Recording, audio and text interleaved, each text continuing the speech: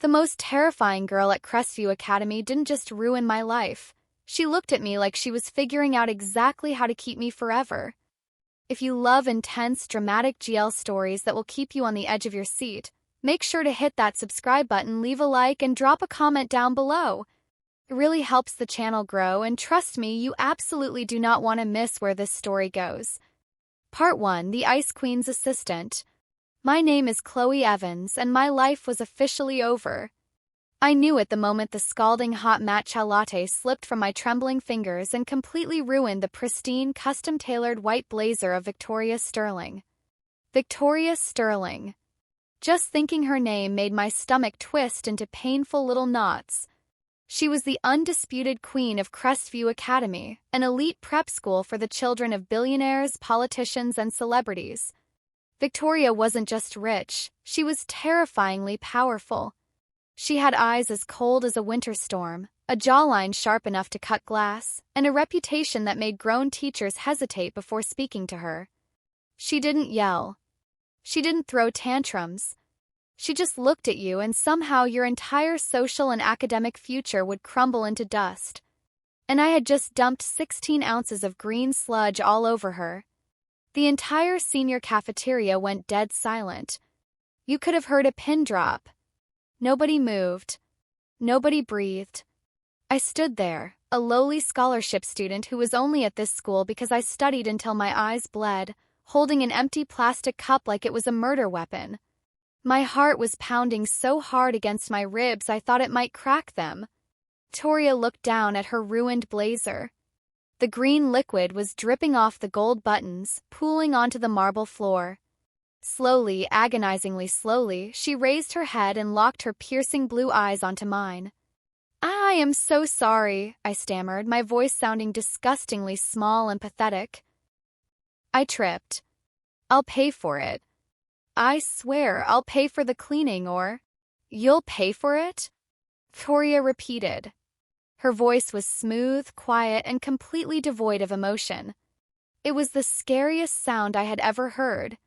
Harper, Victoria's best friend who sat lounging in the chair next to her, let out a low, amused whistle. "That blazer is from a private collection in Milan, sweetie. Unless you've got $10,000 hiding in your backpack, you're not paying for anything." $10,000. The number echoed in my head, making me dizzy. My family could barely afford groceries this week. I was working a part-time job at a bookstore just to keep the lights on at home. $10,000 might as well have been $1 million. I can work it off," I whispered, tears of absolute panic stinging the corners of my eyes. "Please, Victoria. Don't get my scholarship revoked. I need to be at this school." Victoria stared at me. She didn't blink. She didn't look angry, which somehow made it 1,000 times worse. She just looked calculating. Like I was a puzzle she was suddenly very interested in solving. She stepped closer to me, her expensive perfume, something that smelled like dark vanilla and cedarwood, wrapping around me like a chokehold. "You're going to work it off," Victoria stated. It wasn't a question. "Yes," I breathed, terrified to break eye contact. "Good," she said softly, leaning in just a fraction of an inch. "Starting today, you are my personal assistant. You will carry my bags. You will organize my schedule. You will fetch my coffee. You will do my research. And you will be exactly where I tell you to be the second I tell you to be there. Do you understand, Chloe?" A shiver ran down my spine. She knew my name. Why did she know my name? I was a nobody. I just nodded aggressively, my hands shaking at my sides. "Yes, I understand." And just like that, I became the property of the most dangerous girl in school. For the next 2 weeks, my life became a psychological horror movie. Victoria was relentless. If she wanted an iced Americano at 7 a.m., I had to be waiting at the school gates with it at 6:55 a.m. If she decided she didn't want to carry her AP physics textbook, it went into my already overstuffed backpack. I shadowed her through the pristine hallways of Crestview, head down, silently enduring the whispers and the mocking stares of the other students. Everyone called me Victoria's pet. But the worst part wasn't the errands. The worst part was the staring. Whenever I was sitting next to her in the library, desperately trying to finish my own homework while she read, I could feel her eyes on me. It was a heavy, suffocating weight. Every time I looked up, she would be watching me. Not glaring. Just watching. Made my skin prickle, my heart race, and my mind spiral into total panic. Why was she always looking at me? Was she looking for a reason to finally snap and destroy me? It all came to a boiling point on a rainy Tuesday afternoon. I was hurrying through the Eastern Corridor, balancing a stack of Victoria's heavily annotated history books, when Jessica Thorne stepped perfectly into my path. Jessica was a nightmare in designer heels, a girl who hated me simply because I breathed the same expensive air as her without the bank account to justify it. Before I could stop, I crashed into her shoulder.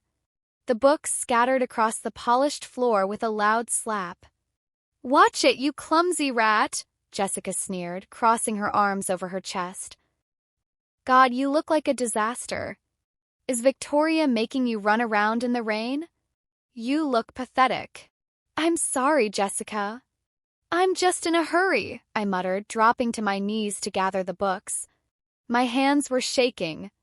I was so tired. I had barely slept in days, juggling Victoria's demands with my part-time job and my own studying. Jessica laughed cruelly and stepped forward, placing her sharp heel deliberately onto the cover of the history book I was reaching for. I tried to pull it away, but she pressed down harder, her heel digging into the leather. "Leave it," Jessica commanded, smirking down at me. "Actually, why don't you go fetch me a sparkling water from the cafeteria?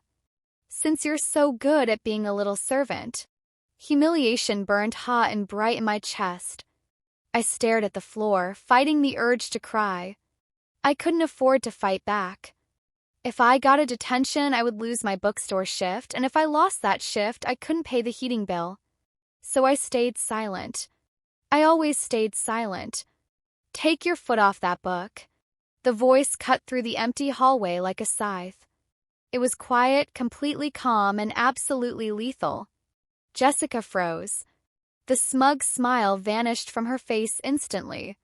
I scrambled backward, clutching the books to my chest, as Victoria Sterling walked slowly down the corridor. She was wearing a long, black trench coat, her dark hair slightly damp from the rain, looking like a literal angel of death. "Victoria," Jessica said, her voice suddenly an octave higher, dripping with fake sweetness. I didn't ask what you were doing," Victoria interrupted. She stopped a few feet away from us. Temperature in the hallway felt like it dropped 20 degrees. "I told you to take your foot off the book." Jessica hastily stepped back. "She bumped into me. I was just putting her in her place." Victoria's eyes shifted to me. She took in my disheveled hair, my shaking hands, the way I was shrinking against the lockers. A dark, dangerous shadow crossed her face, so fast I almost missed it. Then, she slowly turned her gaze back to Jessica. "Are you deaf or just incredibly stupid?" Victoria asked softly. Jessica swallowed hard, her face draining of color. "What?" "Chloe is my assistant," Victoria said, taking one deliberate step toward Jessica. Jessica instinctively took a step back. "She carries my things. She follows my schedule. She answers to me. Which means if you touch her, if you speak to her, if you even look at her incorrectly, you are disrespecting me." Silence. Thick, suffocating silence. Jessica looked like she wanted the floor to open up and swallow her whole. I was just joking," Jessica stammered, shrinking under Victoria's icy glare. "You don't get to joke with what belongs to me," Victoria replied, her voice dropping to a terrifying whisper. "Nobody humiliated her. Nobody orders her around. Except me. Do you understand?" "Yes," Jessica squeaked. "Get out of my sight." Jessica didn't hesitate. She turned and practically sprinted down the hallway, her heels clicking frantically against the marble. I stayed on the floor, my heart hammering violently against my ribs. What kind of insane, possessive psychological warfare was that? What belongs to me? I wasn't an object, but I was too terrified to say a single word. Victoria slowly turned to look at me. The lethal, terrifying aura hadn't faded. She walked over and looked down at me for a long, agonizing second. Then she crouched down, right there on the floor in her expensive coat. She reached out, and for a second I flinched, expecting her to grab the books. Instead, her cool, soft fingers wrapped gently around my wrist. My breath hitched. She wasn't looking at the books. She was looking at a dark purple bruise on my forearm, a nasty mark I had gotten from bumping into a heavy shelf at the bookstore yesterday. Victoria's thumb lightly brushed over the discolored skin. Her touch was shockingly gentle, completely contrasting the cold fury in her eyes. "Who did this?" she asked. Her voice wasn't loud, but it vibrated with a dark, terrifying intensity. I bumped into a shelf at work," I whispered, my voice trembling. Victoria stared at the bruise for another long moment. Her jaw was clenched so tightly I thought her teeth might shatter. Then she slowly looked up, her blue eyes locking onto mine, burning with something I completely failed to understand. It wasn't just anger. It was something heavier. Something that felt dangerously close to an obsession. "Get up," she commanded softly, finally releasing my wrist. "You're coming to my house. But I have to study." "I don't care," Victoria interrupted, standing up tall. "You look exhausted. You're coming to my house, and you're going to eat something, and you're going to rest." "That wasn't a request, Chloe." I stared at her, completely paralyzed by confusion and fear. The girl who treated me like a servant was suddenly demanding I rest? The girl who terrified the entire school had just defended me? None of it made sense. But as I looked up at Victoria Sterling, I realized one deeply terrifying truth. I was trapped in her orbit, and she had absolutely no intention of ever letting me go. End of Part 1. Part 2, The Sterling Estate. The ride to the Sterling Estate was the longest 20 minutes of my entire existence. The back of the sleek, black town car felt less like a luxury vehicle and more like a high-end holding cell. Outside, the rain lashed against the tinted windows, blurring the city of Crestview into streaks of gray and gold. Inside, the silence was absolute, heavy, and completely suffocating. I sat as close to the passenger door as physically possible, my knees pressed tightly together, clutching my damp backpack like it was a life preserver. I barely dared to breathe. Every time I inhaled, the interior of the car flooded with the scent of Victoria's expensive perfume, dark vanilla and cedarwood. It was a smell I had come to associate entirely with fear, humiliation, and a rapidly beating heart. Victoria sat on the opposite side of the spacious back seat, completely relaxed. Her legs were elegantly crossed, and she was staring out her window, watching the rain track down the glass. She hadn't said a single word since ordering her driver to take us to her house. She hadn't even looked at me. My mind was spiraling into a chaotic frenzy. Why was I here? What was she planning? The girl who had made it her personal mission to turn my academic life into a waking nightmare had just defended me in the hallway. She had looked at a minor bruise on my arm like it was a personal insult to her bloodline. And now I was being kidnapped in a leather-upholstered fortress. "You're hyperventilating," Victoria said suddenly. I jumped, my shoulder knocking against the door handle. I turned to look at her, my eyes wide with panic. She hadn't turned her head, still watching the rain, but her voice was perfectly clear over the soft hum of the engine. "I'm not," I lied automatically, my voice shaking so badly it betrayed me instantly. Victoria slowly turned her head. Her icy blue eyes pinned me to the seat. The sheer intensity of her gaze made my stomach drop into my shoes. It wasn't the glare she usually reserved for people who disappointed her. It was something sharper, more analytical. She was studying me, mapping out every nervous twitch of my hands and the terrified set of my shoulders. "Your heart rate is visible against your throat," Victoria noted calmly. "And you haven't taken a full breath in 12 minutes. Top it." You're going to pass out in my car, and I refuse to carry you inside. I have a shift at the bookstore in an hour, I blurted out, the panic finally overriding my survival instincts. Victoria, I can't miss it. If I miss it, my manager will cut my hours for the rest of the month. I need those hours. I need the money to pay you back for the blazer, and I told you I don't care about the blazer, Victoria interrupted, her tone flat and uncompromising. And you are not going to your shift. But I already called your manager, she stated, leaning back against the leather seat and casually smoothing a crease out of her trousers. I told him you experienced a family emergency and would be unavailable for the remainder of the week. He was remarkably understanding once I offered a generous donation to his struggling independent business. My jaw practically hit the floor. The air completely left my lungs. You called my manager? How do you even know where I work? How do you have his number? Victoria just looked at me. The silence stretched between us, thick and terrifying. She didn't offer an explanation. She didn't blink. She just let the reality of her power sink into my bones. She knew everything. Of course she did. She was Victoria Sterling. If she wanted to know the exact details of my miserable, exhausting life, she only had to make one phone call. You're skipping meals, Victoria said, shifting the topic so abruptly I got mental whiplash. You look completely exhausted, you're bruised, and you were about to let Jessica Thorne use you as a doormat. Why didn't you defend yourself? Because she's rich and I'm not, I snapped, the words flying out of my mouth before my brain could stop them. As soon as I realized I had just raised my voice at the Ice Queen of Crestview Academy, terror clamped down on my throat. But Victoria didn't look angry. If anything, a tiny, almost imperceptible flicker of satisfaction crossed her features. Because she's rich, Victoria repeated softly, testing the words. And you think that gives her the right to touch what belongs to me? There it was again. That phrase, what belongs to me, sent a violent shiver down my spine.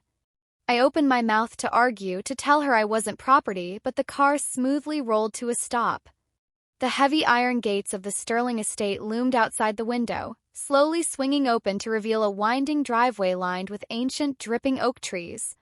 The house itself was a sprawling, modern architectural marvel of dark stone and massive glass windows, sitting on a private hilltop like a fortress looking down on the rest of the world.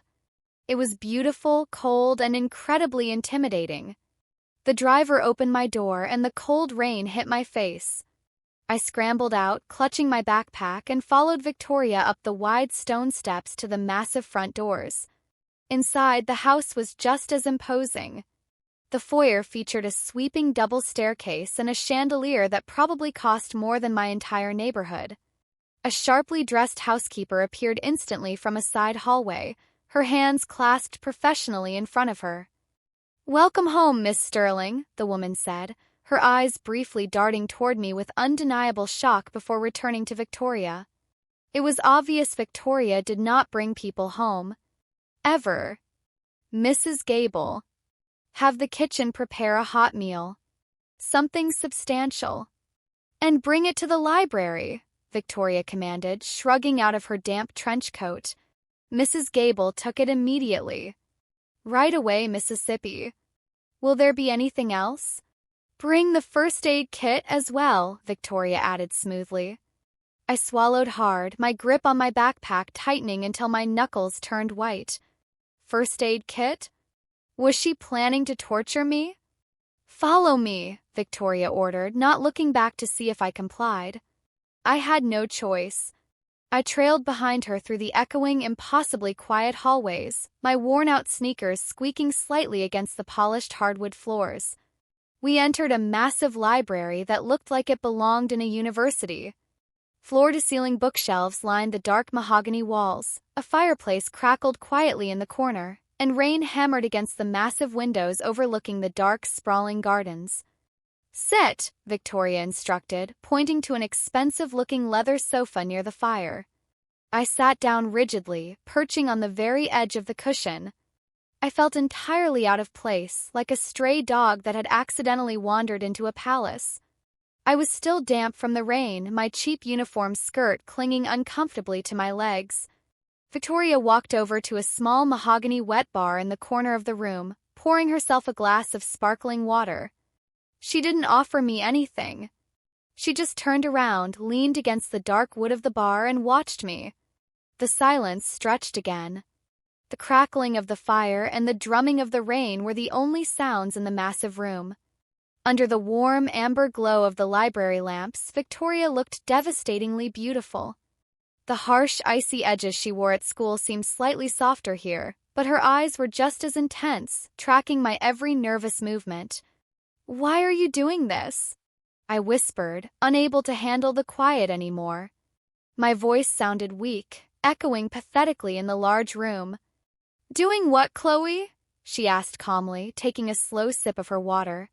"This," I gestured vaguely around the room. "Canceling my shift. Bringing me here. Defending me from Jessica. For 2 weeks, you've treated me like dirt. You made me carry your coffee, you humiliated me in front of everyone, you made me terrified to even walk down the hallway. Why are you suddenly pretending to care?" Victoria lowered her glass. Her expression darkened, the softness instantly vanishing, replaced by that terrifying, calculated coldness. She set the glass down on the counter with a soft clink and began walking toward me. Every instinct in my body screamed at me to run, but my legs wouldn't move. I was paralyzed. She stopped directly in front of me, standing close enough that her knees brushed against mine. She reached down, and my breath caught in my throat as she gently grasped my chin, tilting my face up to meet her piercing gaze. "I never pretended to care," Victoria said quietly, her thumb lightly brushing against my lower jaw. Touch sent a shockwave of electricity straight through my nervous system. "I made you my assistant because I wanted you near me. I made you fetch my things because I wanted you looking at me. And I humiliated you because I wanted you to understand exactly whose rules you operate under." I stared up at her, my heart hammering violently, my mind struggling to process the absolute insanity of her words. She was confessing to terrorizing me just to keep me close? "You're crazy," I breathed, the terrifying truth slipping out before I could censor it. For a fraction of a second, the corner of Victoria's lips twitched upward. "Perhaps." Before I could respond, the heavy library doors opened. Mrs. Gable walked in, pushing a silver cart laden with a bowl of steaming soup, fresh bread, and a sleek white first aid box. She expertly arranged the food on the coffee table in front of me, completely ignoring the intense, suffocating tension in the room. "Thank you, Mrs. Gable." "That will be all," Victoria said without taking her eyes off me. As soon as the doors clicked shut again, Victoria let go of my chin and sat down gracefully on the sofa next to me. Cushion dipped under her weight, pulling me slightly closer to her. She popped the latches on the first aid kit and pulled out a tube of ointment and a soft bandage. "Give me your arm," she commanded quietly. "I can do it," I protested weakly, instinctively pulling my bruised arm closer to my chest. Victoria paused, looking at me with a steady, unyielding stare. "Chloe, do not make me ask you twice." Slowly, with trembling fingers, I extended my arm toward her. Victoria took my wrist with a surprising gentleness. Her fingers were cool against my heated skin. I watched in total disbelief as the most feared girl at Crestview Academy carefully rolled up my sleeve, exposing the dark, ugly bruise I had gotten at the bookstore. She applied the cooling ointment with meticulous care, her touch feather-light, ensuring she didn't press too hard. The stark contrast between her controlling, terrifying words and the incredible gentleness of her hands was tearing my mind apart. I couldn't stop looking at her. I couldn't stop focusing on the way her dark eyelashes cast shadows on her pale cheeks, or the way her thumb subconsciously stroked the inside of my wrist while she worked. "You will eat every drop of that soup," Victoria murmured, her eyes focused entirely on my arm as she wrapped a soft bandage around it. "And then you are going to sleep. You will not study tonight. You will not worry about your job." "I can't just stay here," I whispered, my voice thick with an emotion I couldn't identify. It wasn't just fear anymore. It was something infinitely more dangerous. Victoria secured the bandage and finally looked up, our faces only inches apart. Her blue eyes searched mine, looking for any sign of resistance. "You can and you will," Victoria replied smoothly, her voice dropping into a low, hypnotic register. "Because I said so. And until you realize that I am the only one allowed to ruin your life, Chloe, you are going to stay exactly where I can see you." My stomach dropped, but my heart fluttered in a way that terrified me more than anything else she had done today. The realization crashed over me like a tidal wave. She wasn't just bullying me. She was keeping me. End of part 2. Part 3, The Golden Cage. Waking up in the Sterling estate felt exactly like waking up on another planet. For a few blissful, disorienting seconds, my brain forgot everything. I was just floating in a cloud of impossibly soft, cold silk. The mattress beneath me felt like it had been engineered by scientists specifically to erase human suffering. But then I opened my eyes, and reality crashed down on me with the force of a freight train. The room was massive, decorated in muted tones of charcoal and silver. A grand chandelier hung above the bed, catching the pale morning light filtering through the floor-to-ceiling windows. I sat up quickly, my heart instantly shifting into overdrive. I was wearing a ridiculously soft, oversized gray t-shirt that smelled faintly, terrifyingly, of dark vanilla and cedarwood. Victoria's shirt. The memories of last night flooded back. The rain. Jessica Thorne's humiliation. The ride in the Bentley. The library. The way Victoria had carefully bandaged my bruised arm while calmly stating that she was the only person allowed to ruin my life. My breath hitched in the quiet room. I scrambled out of the massive bed, my bare feet hitting the heated hardwood floor. I needed to leave. I needed to get out of this terrifying, beautiful fortress before I completely lost my mind. But before I could even take 3 steps toward the heavy oak door, it swung silently open. Mrs. Gable stood in the doorway, looking perfectly composed, holding a garment bag in one hand and a steaming cup of coffee in the other. "Good morning, Miss Evans," the housekeeper said smoothly, stepping into the room. "Miss Sterling requested that you be awake by 6:30. She is waiting for you in the formal dining room." I have my own clothes in my backpack," I stammered, crossing my arms over my chest, feeling incredibly small and out of place in the grand room. "Miss Sterling had your previous uniform discarded," Mrs. Gable replied without missing a beat, hanging the garment bag on the closet door.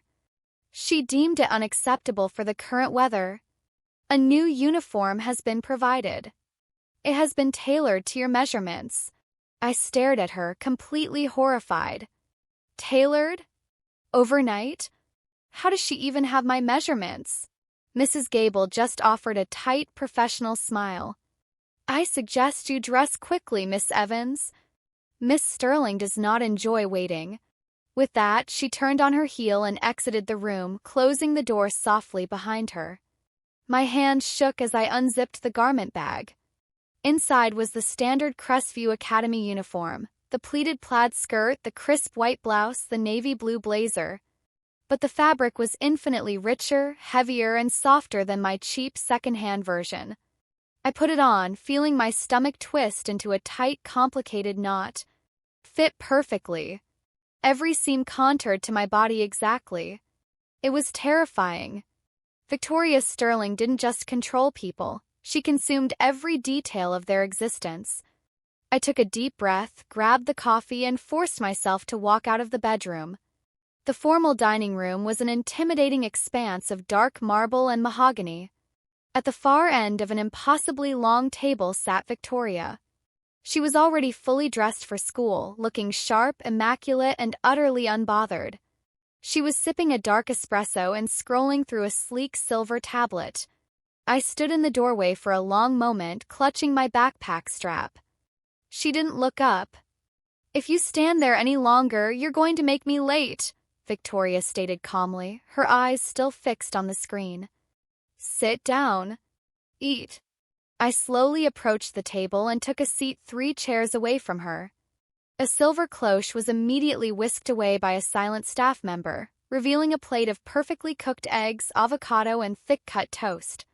My stomach growled loudly, betraying me in the quiet room, but I refused to pick up my fork. "Victoria," I started, my voice trembling slightly. "I need to talk to you about my job." "My manager is perfectly fine," Victoria interrupted smoothly, finally setting the tablet down and locking her icy blue eyes onto mine. The sheer force of her gaze made me want to shrink back into the chair. "I have arranged for your shifts to be covered for the foreseeable future." "You can't do that," I protested, panic flaring in my chest. "I need that job. I need the money for rent, for groceries, for my textbooks. I can't just stop working because you decided to play God with my schedule." Victoria tilted her head slightly, her expression completely unreadable. "You are my personal assistant, Chloe. Your time belongs to me. I require you to be available before school, during school, and after school. A part-time job at a dusty, failing bookstore interferes with my requirements." "Then fire me," I snapped, my fear temporarily overridden by sheer desperation. "Let me pay off this stupid blazer in installments. I can't afford to be your pet, Victoria. My family is struggling, and you—" "I have already transferred funds," Victoria said quietly. The words stopped me dead. The silence in the dining room became so absolute I could hear my own blood rushing in my ears. "What?"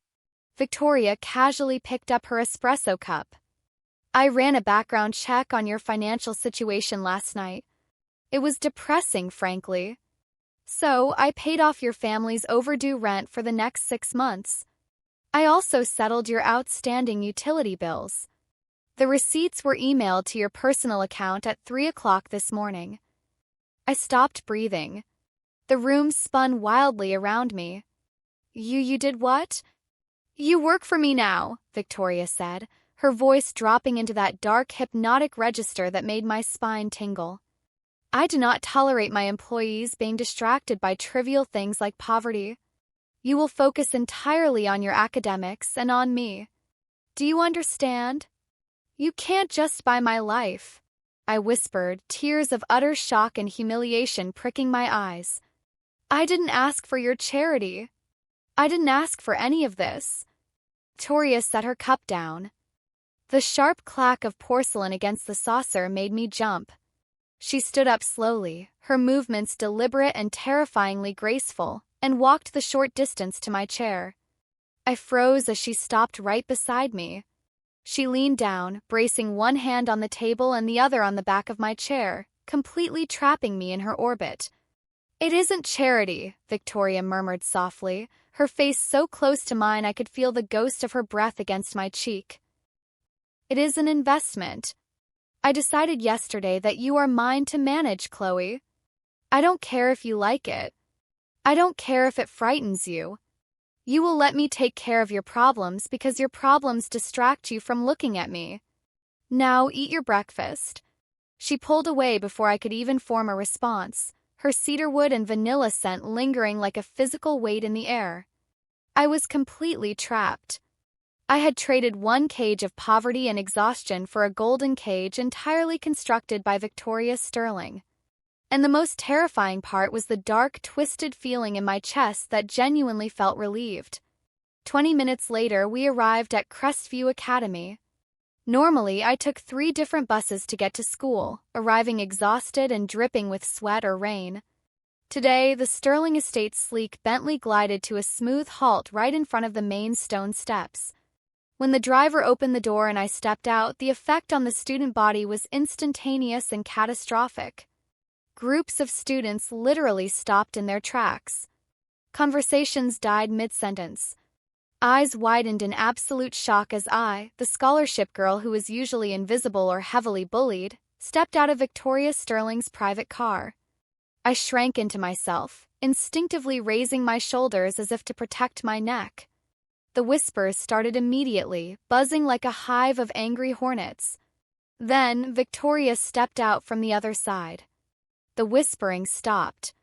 The silence that followed was heavy with absolute terror and morbid fascination. Victoria didn't even look at the crowd. She calmly adjusted the cuffs of her blazer, walked around the back of the car, and stood directly next to me. "Walk," she commanded quietly. I obeyed, my legs feeling like they were made of lead. As we walked up the steps, the sea of students parted for us like the Red Sea. I caught a glimpse of Jessica Thorne standing near the massive double doors. When she saw me walking beside Victoria, Jessica's face drained of all color, and she practically threw herself behind a marble pillar to avoid being seen. Harper was waiting by Victoria's locker, casually chewing gum and scrolling on her phone. When she looked up and saw the two of us approaching together, her jaw practically unhinged. "V," Harper said, her eyes darting frantically between me and Victoria. Why is she? Did you kidnap her?" "Chloe is taking over the scheduling for the upcoming charity gala," Victoria replied smoothly, opening her locker. "She will be joining us for lunch at our table from now on." Harper choked on her gum. "She's what?" "Victoria, you hate people sitting at our table. You made a sophomore cry last week just for looking at your chair." "Things change," Victoria said simply, shutting her locker with a definitive slam. She turned to look at me, her blue eyes piercing right through my lingering anxiety. "Go to your first period class. I expect my notes typed and emailed to me by noon." "And Chloe?" I swallowed hard, terrified of what was coming next. "Yes." Victoria reached out in front of Harper, in front of half the senior class standing in the hallway, and gently tucked a stray strand of hair behind my ear. Her cool fingers brushed against my skin, sending a violent shockwave straight to my heart. Gasps echoed quietly down the corridor. "If anyone bothers you today," Victoria whispered, her voice a lethal, beautiful threat, "you come and find me immediately." "Understood." "Yes," I breathed, entirely unable to look away from her. "Good," she murmured. As I walked away down the hall, my heart pounding a frantic rhythm against my ribs, I could feel the burning weight of Victoria Sterling's eyes tracking my every step. The rules of my survival at Crestview Academy had just been completely rewritten. I was no longer the invisible scholarship student. I was the Ice Queen's most prized possession, and God help anyone who tried to stand in her way. End of Part 3. Part 4, The Untouchable Table. The rest of the morning passed in a surreal, suffocating haze. Before today, my existence at Crestview Academy was defined by invisibility. I was the ghost in the back row, the scholarship student who kept her head down, absorbed the occasional insult, and prayed to survive until graduation. But walking through the halls after Victoria Sterling had publicly claimed me was like walking through a minefield while wearing a glowing neon sign. I was no longer a ghost. I was radioactive. When I walked into AP Calculus, the hushed chatter completely died. Students who normally shoved past me in the doorway suddenly scrambled out of my way, pressing themselves against the lockers as if my tailored blazer might infect them. I kept my eyes glued to my scuffed sneakers, my heart hammering a frantic, exhausting rhythm in my chest. I took my usual seat in the back corner. Normally, the desk next to mine was occupied by Mason Hayes, the star lacrosse player and heir to a luxury car dealership empire. Mason had spent the last 2 semesters treating me like his personal, unpaid tutor, regularly threatening to ruin my life if I didn't let him copy my homework. Today, Mason walked into the classroom, took one look at me, and visibly swallowed hard. Instead of throwing his heavy backpack onto the desk next to mine and demanding my notes, he practically sprinted to the opposite side of the room, squeezing into a tiny desk between 2 terrified freshmen. Even Mr. Harrison, a teacher who usually delighted in calling on me just to watch me stammer, avoided my gaze entirely. He didn't ask me a single question for the entire hour. It was as if the entire school had received a silent, universal memo. Chloe Evans is off limits. Proceed with extreme caution. It was intoxicating. It was terrifying. By the time the bell rang for lunch, my nerves were completely frayed. My stomach twisted into tight, painful knots as I made my way toward the senior cafeteria. This was the true test. The Sterling table was legendary. It was located in the exact center of the room, elevated slightly on a polished wooden platform. No one sat there except Victoria, Harper, and occasionally whoever Victoria decided was useful for the week. If you weren't invited, you didn't even look at the table. I stood at the entrance of the cafeteria, my fingers clutching the straps of my backpack so tightly my knuckles ached. The room was a massive, echoing chamber of privilege, filled with the sounds of clinking silverware and arrogant laughter. "Don't just stand there like a frightened deer." The voice, dry and amused, came from right behind me. I jumped, spinning around to find Harper leaning casually against the doorframe, twirling a gold pen between her fingers. She looked me up and down, her eyes lingering on the heavy, expensive fabric of my new uniform. "I have to admit, Evans," Harper said, popping a piece of gum into her mouth. "When Victoria said you were sitting with us, I thought she had finally suffered a complete psychological breakdown. But seeing the sheer, unadulterated terror radiating off the student body right now? It's phenomenal entertainment. Come on." I had no choice but to follow her. As we walked through the cafeteria, the effect was immediate. The noise level dropped by half. Heads turned. Whispers erupted like wildfire. I kept my head down, feeling the heavy, judging stares burning into my skin. Victoria was already at the table. She was typing rapidly on her silver laptop, looking like a brilliant, beautiful CEO who had accidentally wandered into a high school. She didn't look up as Harper dropped her designer bag onto a chair. I hovered awkwardly near the edge of the platform, completely unsure of what to do. Should I sit? Should I stand? Was I supposed to fetch her something? "Sit down, Chloe," Victoria commanded smoothly, without breaking her gaze from the screen. "You're drawing unnecessary attention to yourself by hovering." I quickly pulled out the chair directly across from her and sat down. A moment later, a cafeteria staff member, a woman who normally yelled at me if I took too many napkins, hurried over to our table carrying a silver tray. She carefully placed a plate of grilled salmon, roasted vegetables, and a bottle of expensive sparkling water directly in front of me. "Courtesy of Miss Sterling," the woman whispered nervously before practically running away. I stared at the pristine, steaming food. I hadn't even gone through the lunch line. Victoria had ordered for me. Again. "I brought a sandwich," I mumbled weakly, my hand hovering over the zipper of my backpack. Victoria finally stopped typing. She slowly lowered the screen of her laptop and looked at me. Her icy blue eyes were calm, but they carried a weight that pinned me instantly to the velvet chair. "You are not eating a squashed 3-day-old peanut butter sandwich," Victoria stated softly. "You are eating the protein and vegetables I ordered for you. You need the energy. Your iron levels are likely abysmal given your dark circles." Harper let out a quiet snort from across the table. "God, V. You sound like a deeply controlling, terrifyingly wealthy soccer mom. It's weirding me out." Victoria didn't even blink in Harper's direction. Her gaze remained locked on me, intense and unyielding. "Eat, Chloe." I picked up the heavy silver fork. My hand was shaking slightly. I took a bite of the salmon, and despite the absolute knot of anxiety in my stomach, it was the best thing I had tasted in months. I kept my eyes focused on my plate, hyper-aware of the fact that Victoria was watching me chew. She wasn't eating anything herself.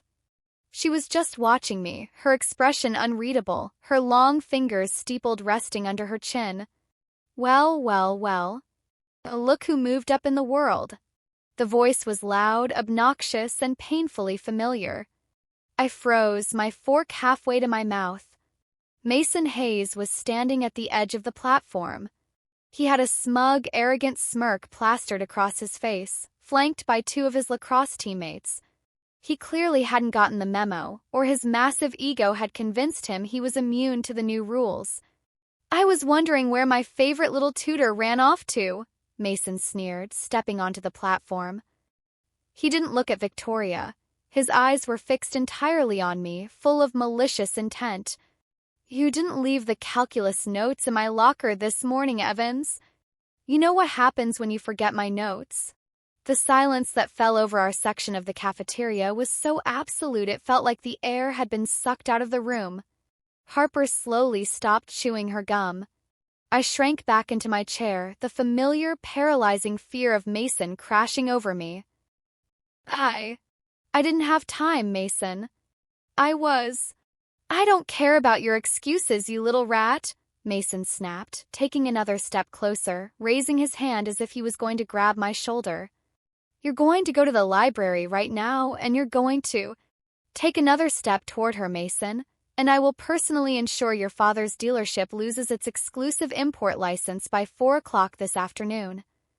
Victoria's voice didn't rise above a conversational volume. It didn't need to. Sliced through the air like a perfectly sharpened blade. Mason froze. His hand hung awkwardly in the air. He finally turned to look at Victoria, his smug expression faltering. Come on, Victoria. It's just a joke. She does my homework. It's an arrangement.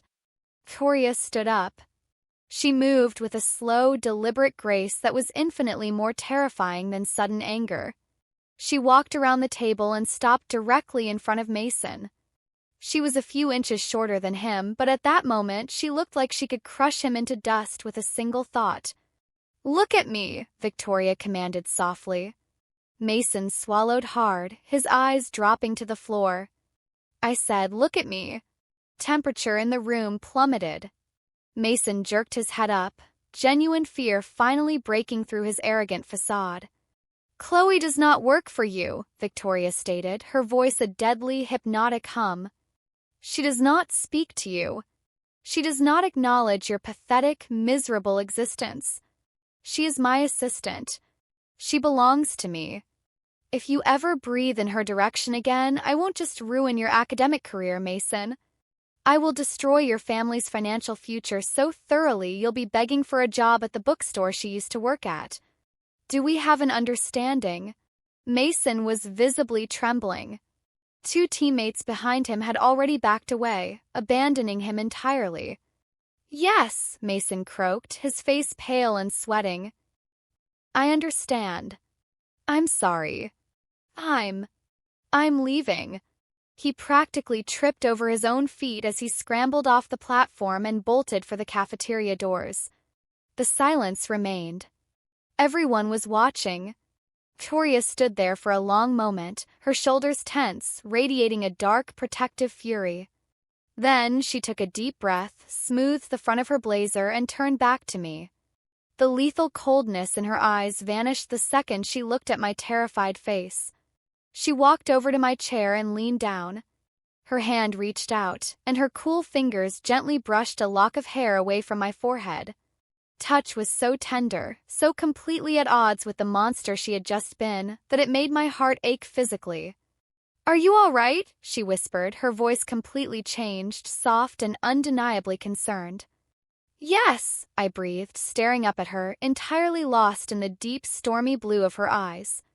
Good, she murmured, her thumb lightly tracing my cheekbone before she pulled away. Finish your lunch. We have to finalize the Gala guest list in the library. For the rest of the day, I couldn't stop thinking about that touch. Later that afternoon, the library was empty, save for the sound of rain hammering against the tall glass windows.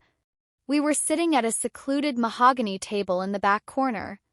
I was desperately trying to focus on color-coding a massive spreadsheet of wealthy donors, but my mind was spinning. I kept glancing up at Victoria. She was reading a thick novel, her glasses perched elegantly on her nose, looking calm and perfectly composed. How could one person be so cruel to the rest of the world, and so incredibly, suffocatingly gentle with me? You're staring again, Victoria said quietly, not looking up from her book. My cheeks burned furiously. I'm not. Victoria closed her book and took off her glasses. She rested her elbows on the table and looked at me. The silence stretched between us, thick and heavy with unspoken things. You are overwhelmed, she observed, her gaze dropping to my nervous, fidgeting hands. You are trying to calculate the exact cost of what I did for your family, and you are terrified that I am going to ask for something you cannot give me." My breath hitched. She read me like an open book. "Are you?" I whispered, my voice barely audible over the rain. "What do you want from me, Victoria? You bought my life. What is the price?" Victoria stood up slowly. She walked around the table and pulled out the chair directly next to mine, sitting down so close that our knees brushed. The scent of cedarwood and vanilla surrounded me completely. She reached out and took my hand. Her cool, elegant fingers intertwined with my cheap, calloused ones. My heart slammed against my ribs so hard I was sure she could hear it. "The price," Victoria murmured, leaning in until her lips were a fraction of an inch from my ear, "is that you stop fighting me. Let me protect you. Let me take care of you. Stop looking at the rest of the world, Chloe, and just look at me." She pulled back just enough to catch my gaze. Her eyes were burning with an intensity that completely paralyzed me. It wasn't a threat. It was a plea disguised as a command. And as I sat there, trapped in the golden cage of her impossible, terrifying affection, I realized the most dangerous truth of all. I didn't want to look away. End of Part 4. Part 5, The Velvet Chokehold. By Friday afternoon, a terrifying realization finally settled into my bones. I had not been to my own house in 4 days. I was effectively living at the Sterling estate. My old clothes had completely vanished, replaced by an expansive wardrobe of high-end, tailored garments that Mrs. Gable had silently arranged in the massive walk-in closet of my guest room. My mornings consisted of breakfast across from Victoria in the sprawling, echoey dining room. My afternoons were spent shadowing her through the polished halls of Crestview Academy, protected by the terrifying, invisible force field of her reputation. My evenings were spent in her private library, studying in total silence while the scent of dark vanilla and cedarwood slowly rewired my brain to associate fear with comfort. It was a beautiful, velvet-lined hostage situation. The most surreal moment had happened on Thursday night when my mother called me. I had answered my phone with a trembling hand, entirely prepared to apologize for being away, for missing my shifts at the bookstore, for being a terrible daughter. Instead, my mother was sobbing tears of sheer joy. "Chloe, sweetheart," she had wept through the speaker, her voice lighter than I had heard it in years. "An anonymous charity foundation reached out today. They paid the medical debt. All of it. And the rent is covered for the year. We can finally breathe, honey. You don't have to work so hard anymore. You can just be a kid." I had sat on the edge of the impossibly soft, king-sized bed in the Sterling estate, staring blankly at the wall. An anonymous charity foundation. I knew exactly who the foundation was. She was currently sitting 3 rooms down, probably reviewing corporate acquisitions over a glass of sparkling water. I had traded my family's financial ruin for my own absolute submission to Victoria Sterling. And the darkest, most twisted part of my soul wasn't even angry about it anymore. "You're zoning out, Evans." Harper's voice snapped me back to reality. I blinked, pulling my gaze away from the massive window of the Sterling estate's drawing room. Outside, the sprawling gardens were being aggressively prepped for the annual Crestview Charity Gala, which Victoria's family hosted every year. Harper was lounging sideways on a velvet chaise, casually tossing a gold coin in the air and catching it. "Sorry," I murmured, adjusting the collar of my crisp white blouse. "I was just thinking about the guest list." "Liar," Harper said simply, not looking away from the coin. "You were thinking about her. You always get that specific, completely terrified, mildly awestruck look on your face when you're thinking about her." My cheeks burned furiously. "I do not." Harper finally sat up, catching the coin and slipping it into her blazer pocket. She looked at me with a rare, genuine expression of seriousness. "Look, Chloe. I've known Victoria since we were in kindergarten. She threw a silver block at my head when we were 5 because I looked at her toy horse too long. She doesn't share. She doesn't care. She views human beings as chess pieces to be moved, manipulated, or discarded." My stomach twisted. I looked down at my hands. I know. No, you don't, Harper pressed, leaning forward. Because she isn't doing that with you. For the past 2 weeks, she has completely rearranged her entire universe just to make sure you are standing in the center of it. It's genuinely terrifying to watch.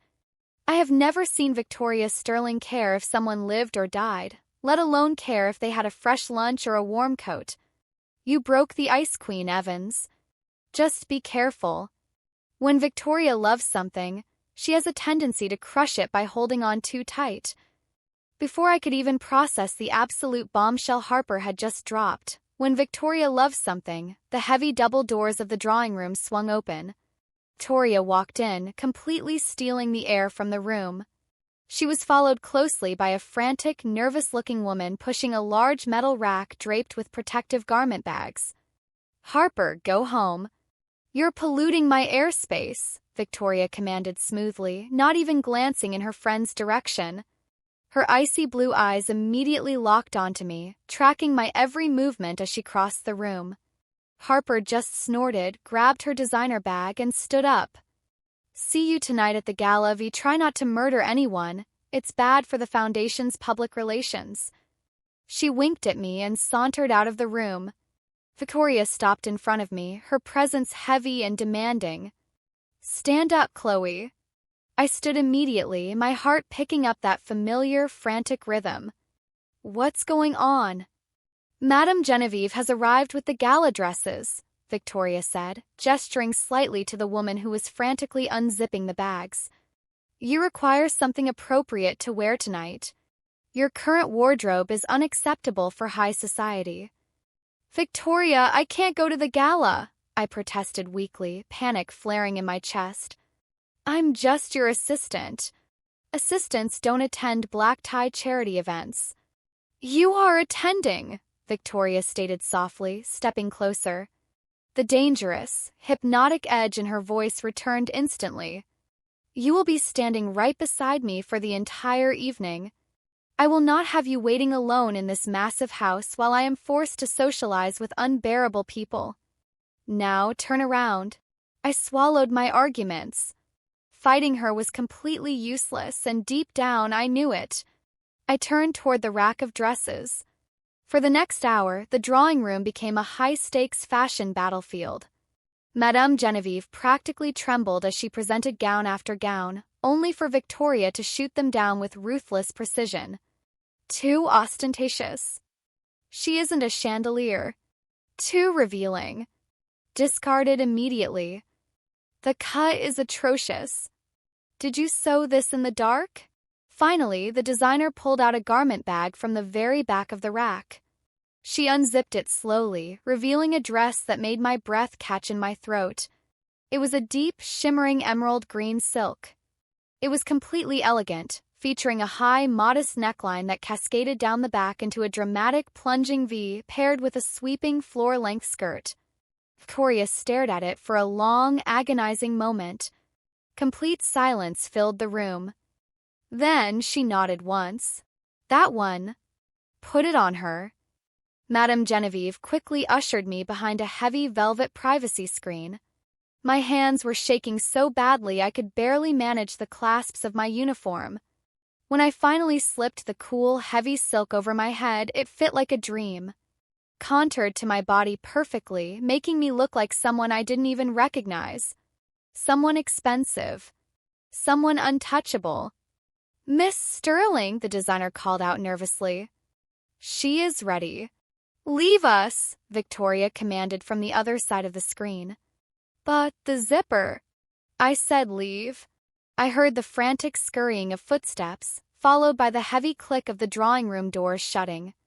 We were completely alone. The velvet screen was slowly pulled aside.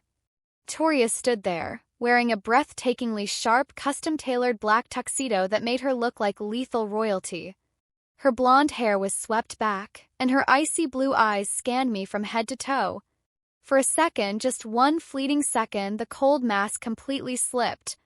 Her breath hitched visibly, and a look of absolute consuming awe crossed her flawless features. "Turn around," she whispered. Her voice was thick, completely stripped of its usual commanding edge. I obeyed, my heart pounding against my ribs like a trapped bird. The dress dipped incredibly low in the back, exposing my spine to the cool air of the room. I heard her slow footsteps approaching. Then I felt the unmistakable electric warmth of her knuckles gently brushing against the bare skin of my lower back. I gasped softly, my entire body tensing. "Relax," Victoria murmured, her voice vibrating right next to my ear. Slowly, carefully, she pulled the zipper up. Her cool fingers trailed against my spine, sending a violent, agonizingly beautiful shiver through my entire nervous system. It was such an intimate, domestic gesture, completely at odds with the terrifying girl who ruled our school with an iron fist. When the dress was fully secured, she didn't step back. Instead, her hands moved to my waist, resting lightly on the emerald silk. She leaned in, her forehead almost resting against the back of my shoulder. "You are breathtaking," Victoria breathed, her voice a heavy, possessive whisper that made my knees feel dangerously weak. "No one else is allowed to look at you tonight, Chloe. Only me. Do you understand?" "Yes," I managed to whisper back, closing my eyes as the scent of cedarwood and dark vanilla wrapped around me completely. For hours later, the Crestview Charity Gala was in full swing. The grand ballroom of the Sterling estate had been transformed into a glittering wonderland of crystal, champagne, and exorbitant wealth. Cameras flashed near the entrance as local politicians and business moguls arrived. A string quartet played softly in the corner, entirely drowned out by the arrogant chatter of the elite. I stood frozen near a towering pillar of white roses, feeling entirely out of my depth. I was holding a crystal glass of sparkling cider that I hadn't taken a single sip of. Victoria was a few feet away, effortlessly navigating a conversation with a prominent senator. Even while she was speaking to one of the most powerful men in the state, her eyes constantly flicked back to me, ensuring I hadn't moved from the exact spot she had placed me. Well, if it isn't the little charity case." The voice was arrogant and completely saturated in alcohol. I stiffened, turning slightly to see Julian Vance leaning against the pillar next to me. Julian was a senior at Crestview, heir to a massive shipping conglomerate and notoriously cruel. He was holding a glass of amber liquid, his eyes raking over my emerald dress with a sickening mixture of disdain and predatory interest. "Excuse me," I muttered, taking a step away from him. Julian chuckled, stepping into my path and blocking my escape. "Don't run off, Evans. I was just admiring Victoria's new pet project. I have to admit she cleans you up nicely. The dress is stunning. Though I suppose anything looks better than those rags you used to wear to calculus." My chest tightened. The familiar, suffocating weight of my old life threatened to drag me under. "Leave me alone, Julian. Or what?" Julian sneered, leaning in closer, the smell of expensive whiskey rolling off his breath. "You'll tell your master? Please. We all know this is just a phase for her. Victoria gets bored, Chloe. And when she gets bored of you playing dress-up in her house, you'll be right back in the gutter where you belong. Actually, maybe when she's done with you, I'll hire you to clean my pool." He reached out, his hand moving to grab my forearm. He never made contact. A hand, pale and adorned with a heavy silver ring, clamped onto Julian's wrist with the speed and ferocity of a bear trap. Julian gasped, the arrogance instantly evaporating from his face as he stared in shock at Victoria Sterling. She had materialized beside us so quietly it was terrifying. Her grip on his wrist was visibly painful, her knuckles turning stark white. "Victoria," Julian stammered, trying and failing to pull his arm back. We were just talking." Victoria's face was an absolute mask of lethal, terrifying calm. Temperature in our corner of the ballroom plummeted to absolute zero. "Julian," Victoria said, her voice dropping into a deadly, quiet register that made the hairs on my arms stand up. "Are you enjoying the gala?" "Yes, of course," he winced, his face paling as she squeezed his wrist harder. "Fascinating," Victoria replied smoothly. "Because I was under the impression that your family might be slightly too busy to attend. considering the impending federal audit regarding your father's offshore accounts in the Cayman Islands. Julian completely froze. Color drained from his face until he looked physically ill. How do you? I know everything, Julian, Victoria whispered softly, stepping into his personal space. I also know that if you ever breathe in Chloe's direction again, if you ever look at her, speak to her, or even think her name in your miserable, pathetic mind, I won't just leak the financial documents. I will personally ensure your family is utterly destroyed. You will be bankrupt before graduation. She released his wrist with a look of absolute disgust, as if she had just touched a diseased rat. Now, Victoria commanded quietly. Get out of my house. Julian didn't say a single word. He turned and practically ran through the crowd toward the massive exit doors, abandoning his drink on a passing waiter's tray. I stood there, trembling violently, staring at the space where he had just been. Victoria slowly turned to look at me. The lethal, freezing anger in her eyes instantly melted away, replaced by that terrifying, overwhelming softness. She stepped closer, ignoring the hundreds of wealthy guests surrounding us, and gently took my trembling hand in hers. Are you hurt? She asked, her voice tight with genuine concern. No, I whispered, staring up into her intense blue eyes. I'm fine. You really know about his father's accounts? I know how to protect what is mine, Victoria answered simply. She didn't let go of my hand. Instead, her thumb slowly stroked my knuckles, grounding me. Come with me. It is too loud in here. She led me away from the glittering ballroom, away from the cameras and the staring elites, pulling me down a quiet, dimly lit hallway toward the sprawling outdoor balconies. As we stepped out into the cool night air, the heavy oak doors shut behind us, cutting off the noise of the gala completely. I looked up at the girl who had just ruthlessly destroyed a billionaire's son simply for insulting me. I should have been terrified of her. I should have been planning my escape. But as Victoria Sterling pulled me gently into her arms under the moonlight, wrapping me in the scent of dark vanilla and cedarwood, I realized the absolute horrifying truth. I had never felt safer in my entire life. End of Part 5. Part 6, The Architect of the Cage. The balcony was completely silent, isolated from the overwhelming noise and glittering lights of the charity gala inside. The night air was sharp and cold, carrying the faint scent of rain and blooming jasmine from the estate gardens below. But I couldn't feel the chill. All I could feel was the electric, terrifying warmth of Victoria Sterling standing entirely too close to me. She hadn't let go of my hand since dragging me away from Julian Vance. Her fingers, usually so cold, were burning against my skin. I looked up at her, my heart hammering a frantic, desperate rhythm against my ribs. In the pale moonlight, Victoria looked ethereal and dangerous. The sharp lines of her tuxedo, the meticulous perfection of her hair, the rigid tension in her jaw, it all screamed of power. But as her blue eyes searched my face, that terrifying armor seemed to crack, revealing something incredibly raw underneath. You're shaking, Victoria murmured, her voice barely louder than the rustling leaves below. She reached out with her free hand, gently tracing the line of my jaw before letting her cool fingers rest against the side of my neck. Her thumb swept lightly over my pulse point, feeling the frantic racing of my heart. I'm not scared, I whispered. It was the most honest thing I had said since I spilled that coffee on her 2 weeks ago. You should be, Victoria replied, a bitter, self-deprecating shadow crossing her features. She looked away, staring out into the dark expanse of the gardens. I am not a good person, Chloe.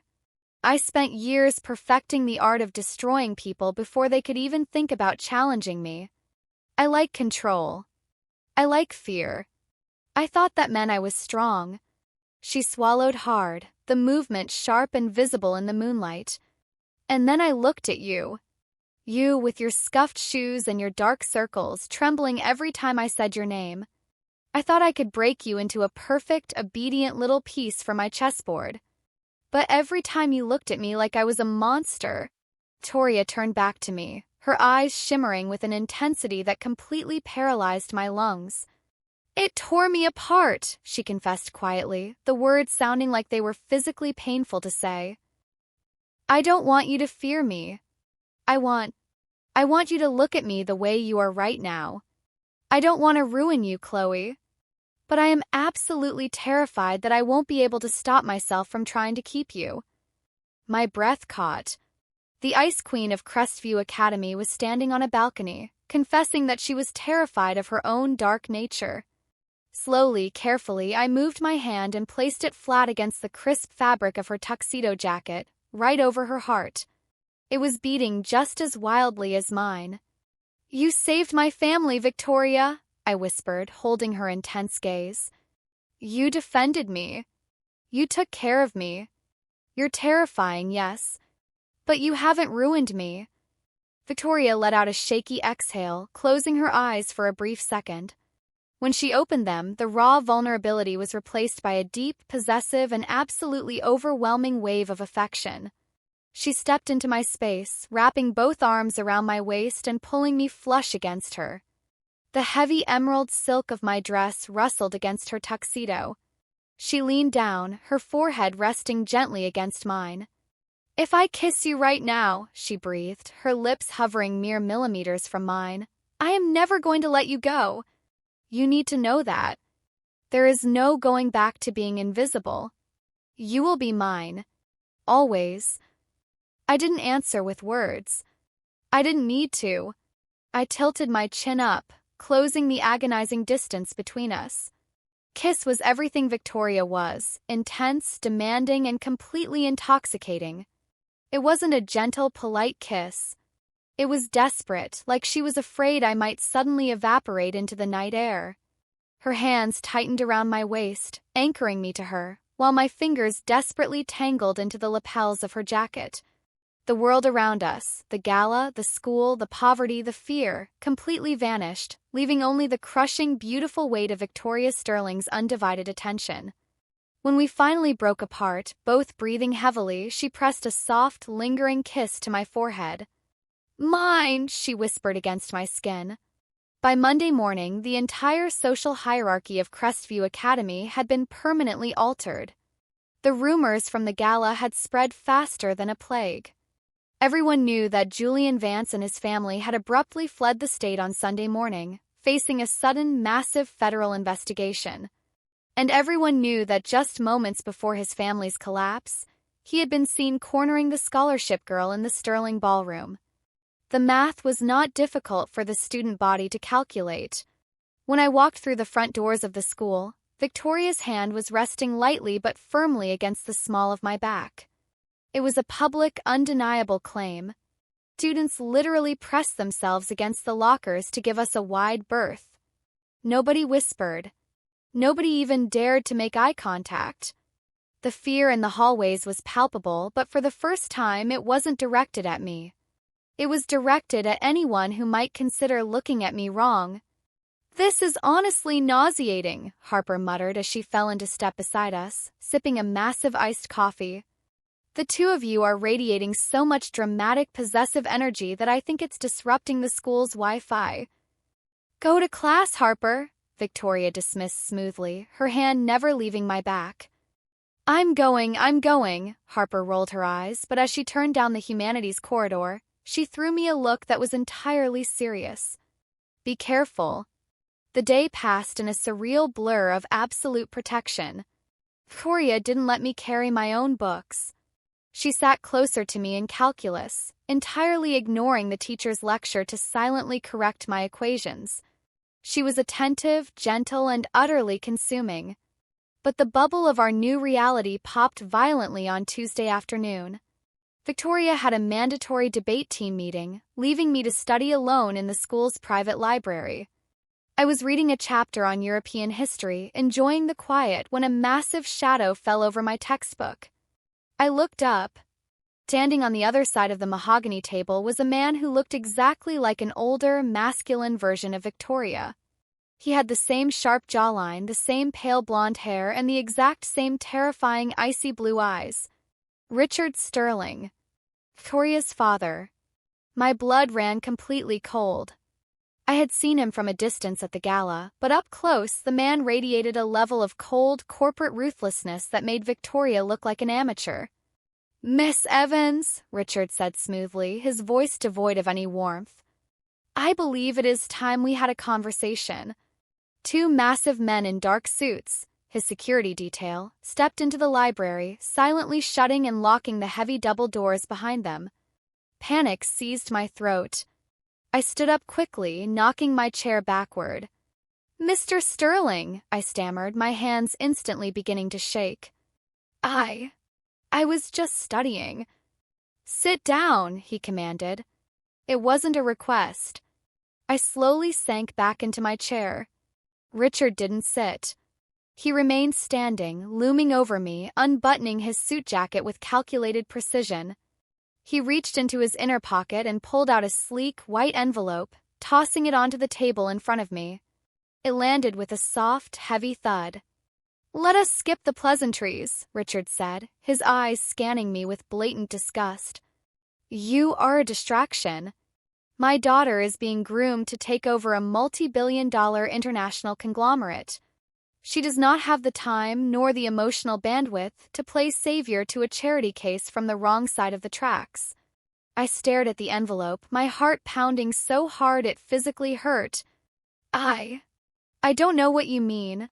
"Don't insult my intelligence, Miss Evans," Richard snapped coldly. "I know about the rent. I know about the medical bills. I know she threw the Vance family to the wolves at my gala simply because Julian looked at you sideways.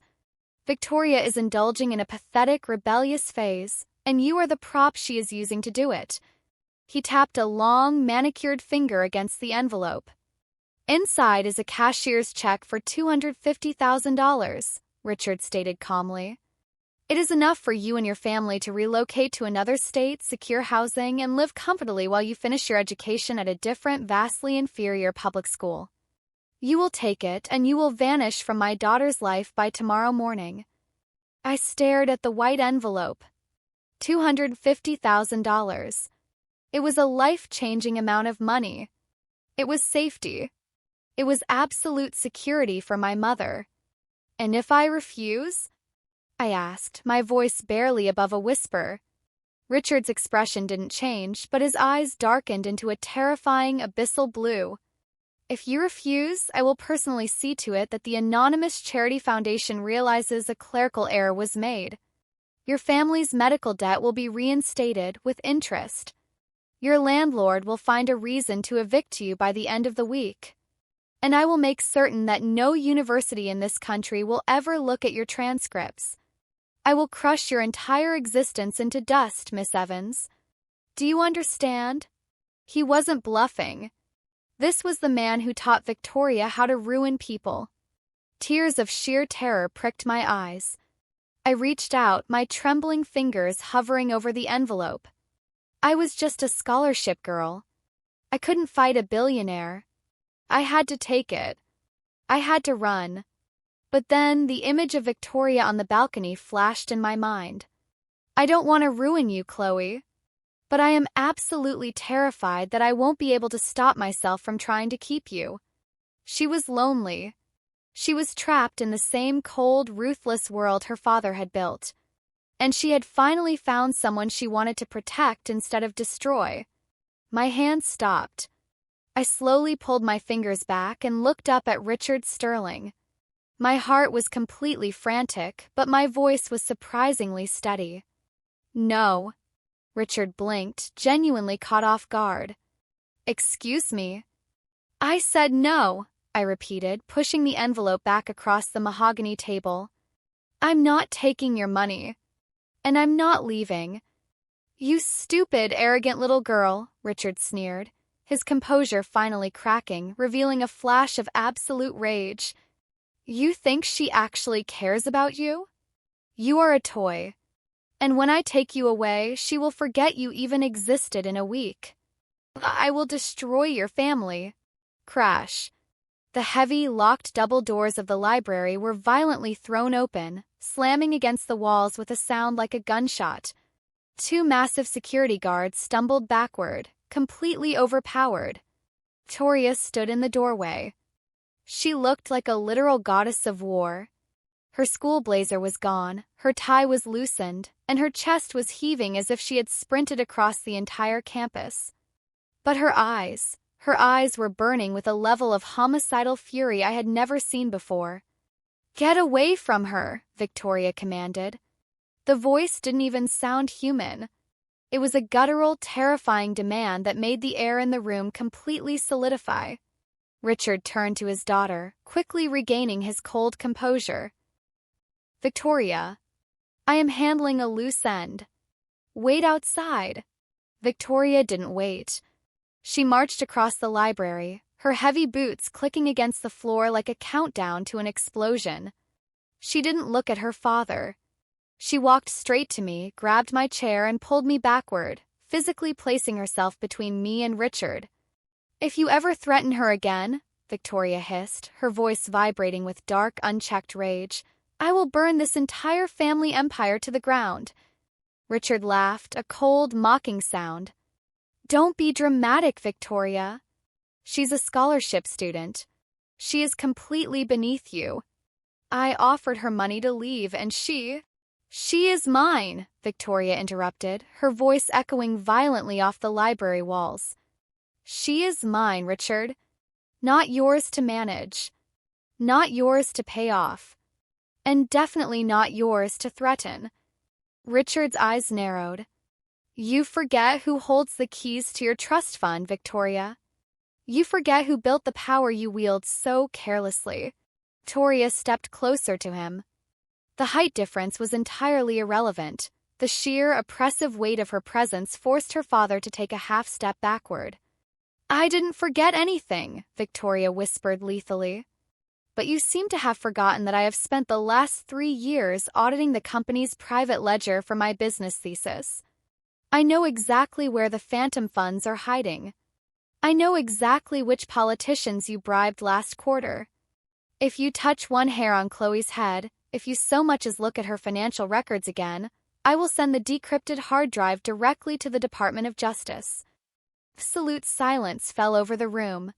Richard stared at his daughter, genuine shock and a flicker of deep, profound realization crossing his face. The monster he had created had just turned its teeth on him. "You would destroy your own inheritance for a peasant?" Richard asked, his voice tight. "I would destroy the world," Victoria replied without blinking. "Now, get out of my school." Richard stared at her for another long moment. Then he looked at me, peering over Victoria's shoulder. There was no anger left in his eyes, only a cold, calculating acceptance. He slowly picked up the envelope from the table, slipped it back into his jacket, and buttoned it. "You play a dangerous game, Victoria," Richard said smoothly, walking toward the exit. "Let us hope she is worth the price you are going to pay."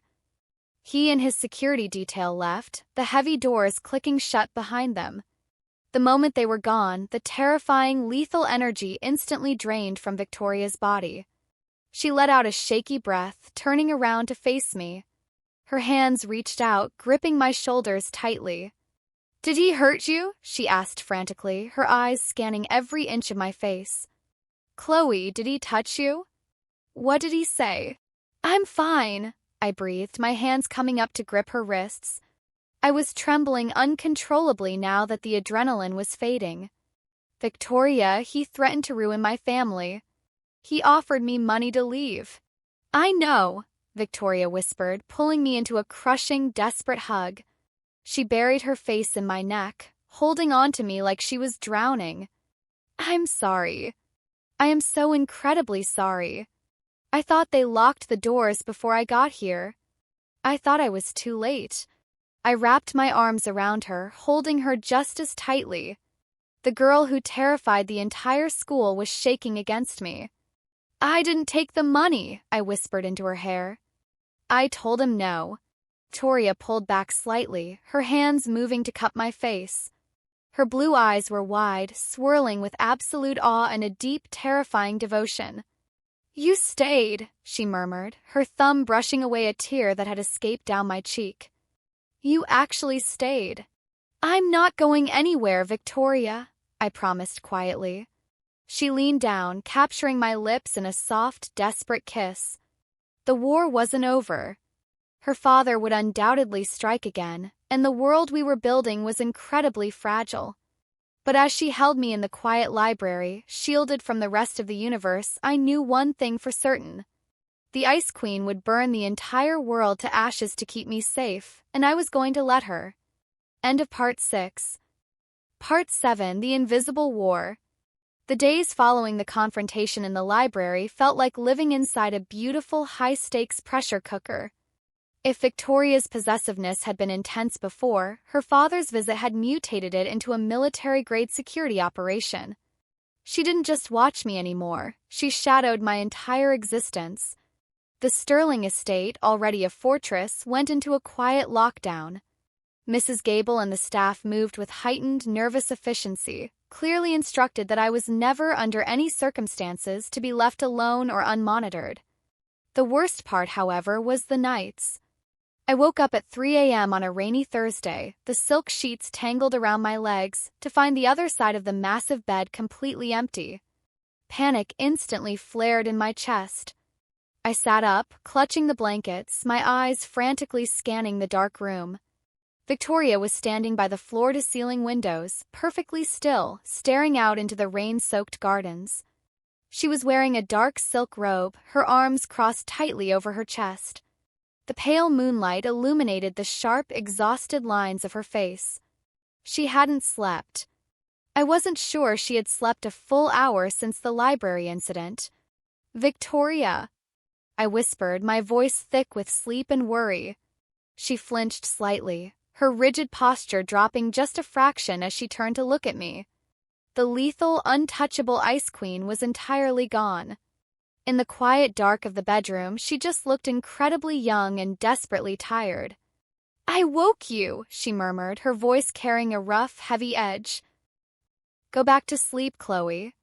I didn't listen. I pushed the heavy blankets aside, my bare feet hitting the cold hardwood floor, and walked over to her. I didn't hesitate before wrapping my arms around her waist from behind, pressing my cheek against the smooth silk covering her back. I felt her entire body tense for a split second before she let out a long, shaky exhale, leaning back into my embrace.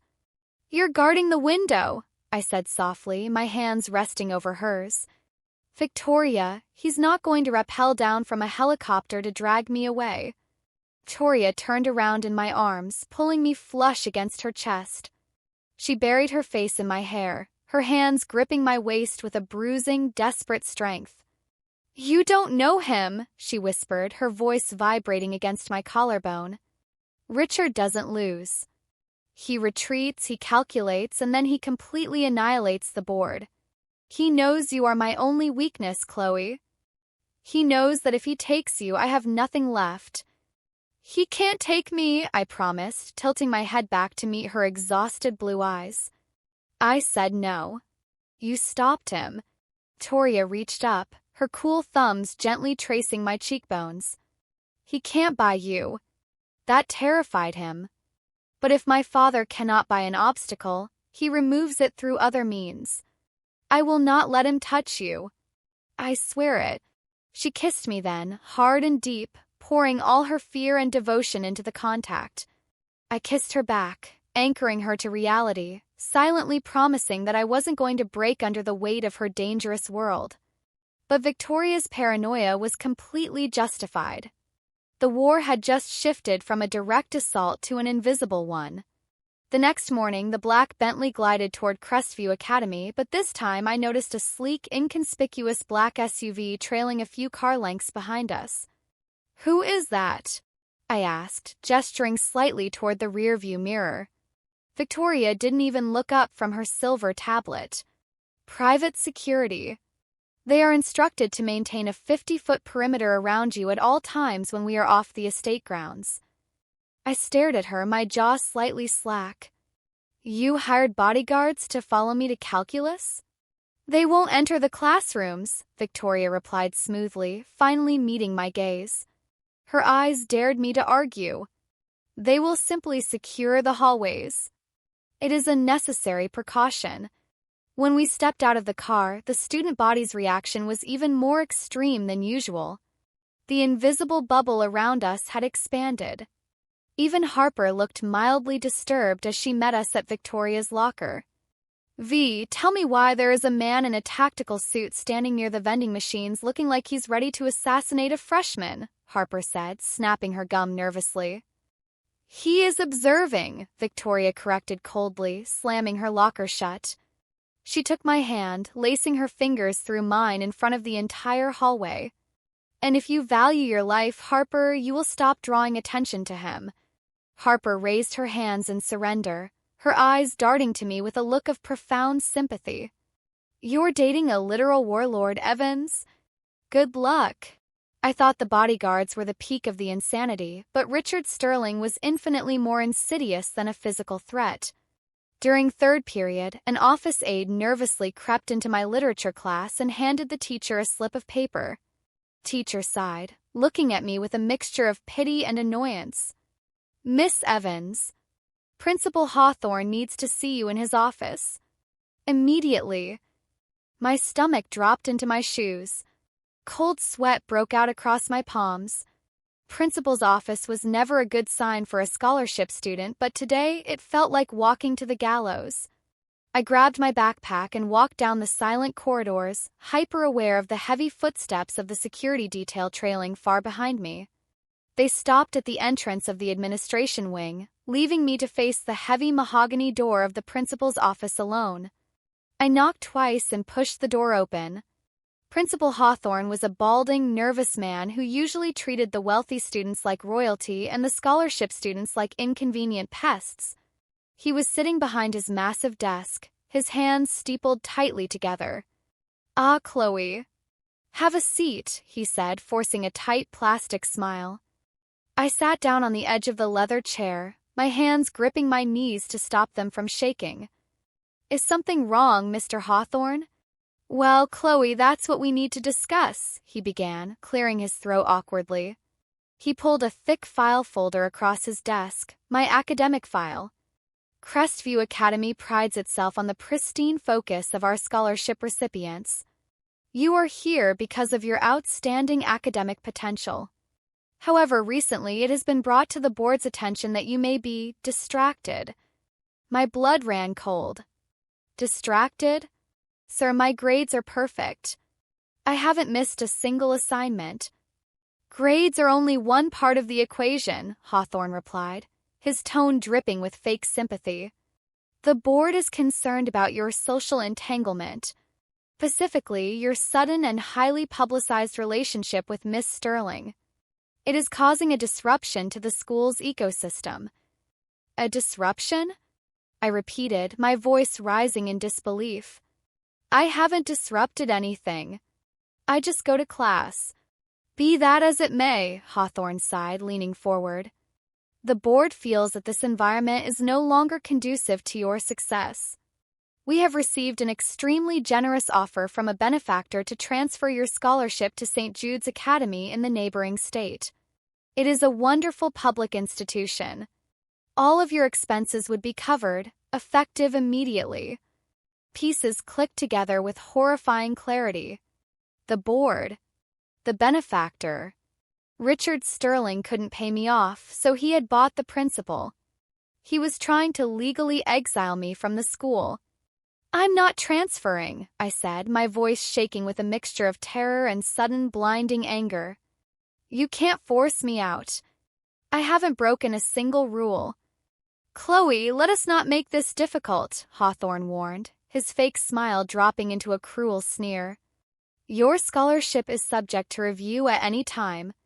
If you refuse this transfer, the board will be forced to evaluate your recent disciplinary issues, and I assure you your funding will be revoked by Friday. You cannot win this. Tears of utter frustration burned in my eyes. He was right. I had no power here. I was a pawn on a board entirely controlled by billionaires. Suddenly, the heavy mahogany door didn't just open. It was shoved inward with such violent force that the brass handle left a dent in the drywall. Principal Hawthorne jumped out of his chair with a terrified yelp. Victoria Sterling walked into the office. She didn't look angry. It was far, far worse than that. She looked completely hollowed out, her icy blue eyes devoid of any human emotion. She was a walking executioner, and she radiated an aura so lethal that the air in the room practically crystallized. "V. Victoria," Hawthorne stammered, his face turning an alarming shade of gray. "You cannot just barge in here. I am in the middle of a confidential meeting." Victoria ignored him completely. She walked over to my chair, placing her hands gently on my shoulders. The warmth of her touch sent a shockwave of relief through my trembling body. "Are you crying?" she whispered softly, her thumbs brushing against the collar of my blazer. "No," I lied, quickly wiping my eyes. "Victoria, he's trying to revoke my scholarship. He wants to transfer me." Victoria's jaw tightened.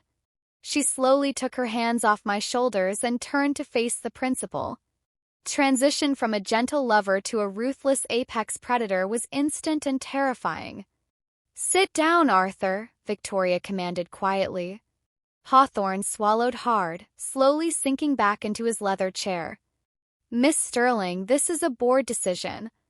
I am merely acting on—" "You are acting on the orders of my father," Victoria interrupted, placing both of her hands flat on the edge of his desk and leaning in.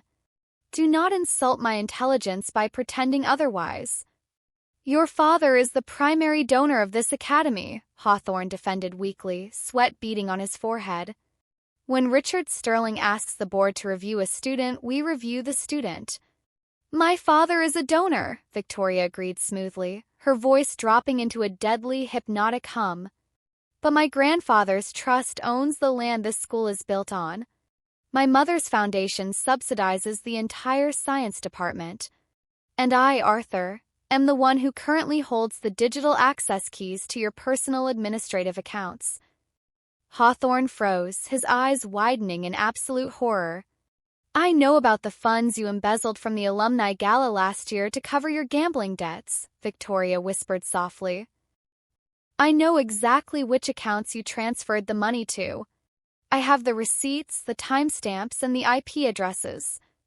The silence in the room was absolute. Hawthorne looked like he was about to go into cardiac arrest. "You are going to log into the school's database right now," Victoria stated, her voice like cracking ice. "You are going to lock Chloe Evans's scholarship status permanently. You will flag her file so that no board member, no administrator, and absolutely no outside benefactor can alter it without my direct written authorization. And then you are going to call my father and tell him the board found no grounds for her dismissal." Hawthorne was shaking violently. "If I defy Richard, he will ruin my career." "If you defy me," Victoria promised softly, "I won't just ruin your career. I will send the embezzlement files to the state prosecutor in 5 minutes, and you will spend the next 10 years in a federal prison. Choose." Hawthorne stared into Victoria's dead, relentless eyes. He didn't even hesitate. With trembling hands, he reached for his computer mouse, frantically logging into the school's secure server. Victoria stood perfectly still, watching the screen until she was satisfied. Then she turned her back on him, dismissing his existence entirely. She reached out, gently taking my hand. "Come on," she murmured, the lethal coldness vanishing the second she looked at me. "We're leaving."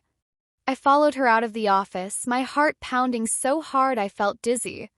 We walked past the bewildered administration staff and the terrifying security guards, moving in total silence until we reached the private music room at the end of the east wing. Victoria pulled me inside, locked the door, and immediately collapsed against it, letting out a ragged, exhausted breath. She slid down the heavy wood until she was sitting on the floor, burying her face in her hands. "Victoria," I whispered, dropping to my knees in front of her. I carefully pulled her hands away from her face. She was trembling. "I'm sorry," she choked out, her icy eyes bright with unshed tears. "I'm so sorry, Chloe. He is going to keep coming. He is going to use every piece of leverage he has to hurt you, and it's my fault." "It's not your fault," I said fiercely, leaning in and pressing my forehead against hers. I tangled my fingers into her blonde hair, forcing her to look at me. Listen to me. I am not fragile. I am not running. Let him try whatever he wants. Victoria stared at me, completely captivated by the absolute certainty in my voice. You are a terrifying woman, Chloe Evans, she whispered, a broken, beautiful smile finally gracing her lips. I learned from the best, I replied, leaning in to kiss her softly against the quiet hum of the rain hitting the windows. The invisible war with Richard Sterling had officially begun, but as I held the Ice Queen in my arms, I knew that for the first time in her life, she wasn't fighting alone. End of Part 7. Part 8, The Queen's Gambit. For the first time in the history of Crestview Academy, Victoria Sterling was officially at war, and the collateral damage was entirely psychological. The week following the incident in the principal's office was an agonizing masterclass in tension. Richard Sterling had realized that direct, brute force attacks against me were useless as long as Victoria was standing in the way. So he changed his strategy. He decided to starve her out. It started on a rainy Tuesday morning at an upscale, ridiculously expensive coffee shop near the campus. Victoria and I were standing at the marble counter. She was ordering my usual ridiculous sugar-filled latte and her black espresso, her hand resting casually on the small of my back. When the terrified barista handed us the drinks, Victoria smoothly handed over her heavy, black titanium American Express card. The barista swiped it. The machine beeped, flashing a harsh red light. The poor girl behind the counter looked like she was about to start hyperventilating. Miss Sterling. It says declined. The silence that fell over the coffee shop was deafening. Even the background jazz music seemed to stop. A Sterling card declining was the financial equivalent of the sun failing to rise. It just didn't happen. Victoria didn't even blink. Her expression remained completely bored, though I felt the muscles in her jaw tighten beneath the skin. Run it again. The barista swiped it with a violently shaking hand. Declined. My heart dropped into my stomach. It was her father. He had frozen her primary accounts. He was cutting her off, publicly and humiliatingly, trying to prove that without his money she had no power. Before Victoria could reach into her designer bag for a different card, I stepped forward. I pulled a crumpled $20 bill out of my skirt pocket, my own money saved from my last paycheck at the bookstore, and placed it gently on the counter. Keep the change, I told the barista softly. I grabbed the 2 cups of coffee, took Victoria's frozen hand, and pulled her out of the suffocating silence of the cafe. When we got into the back of the Bentley, the heavy doors shutting out the rain, Victoria was completely silent. She was staring at her black titanium card, turning it over in her elegant fingers. The terrifying, icy aura that usually protected her was currently fractured, revealing a dark, violently swirling storm underneath. Victoria! I whispered, placing her espresso in the cup holder and reaching out to touch her knee.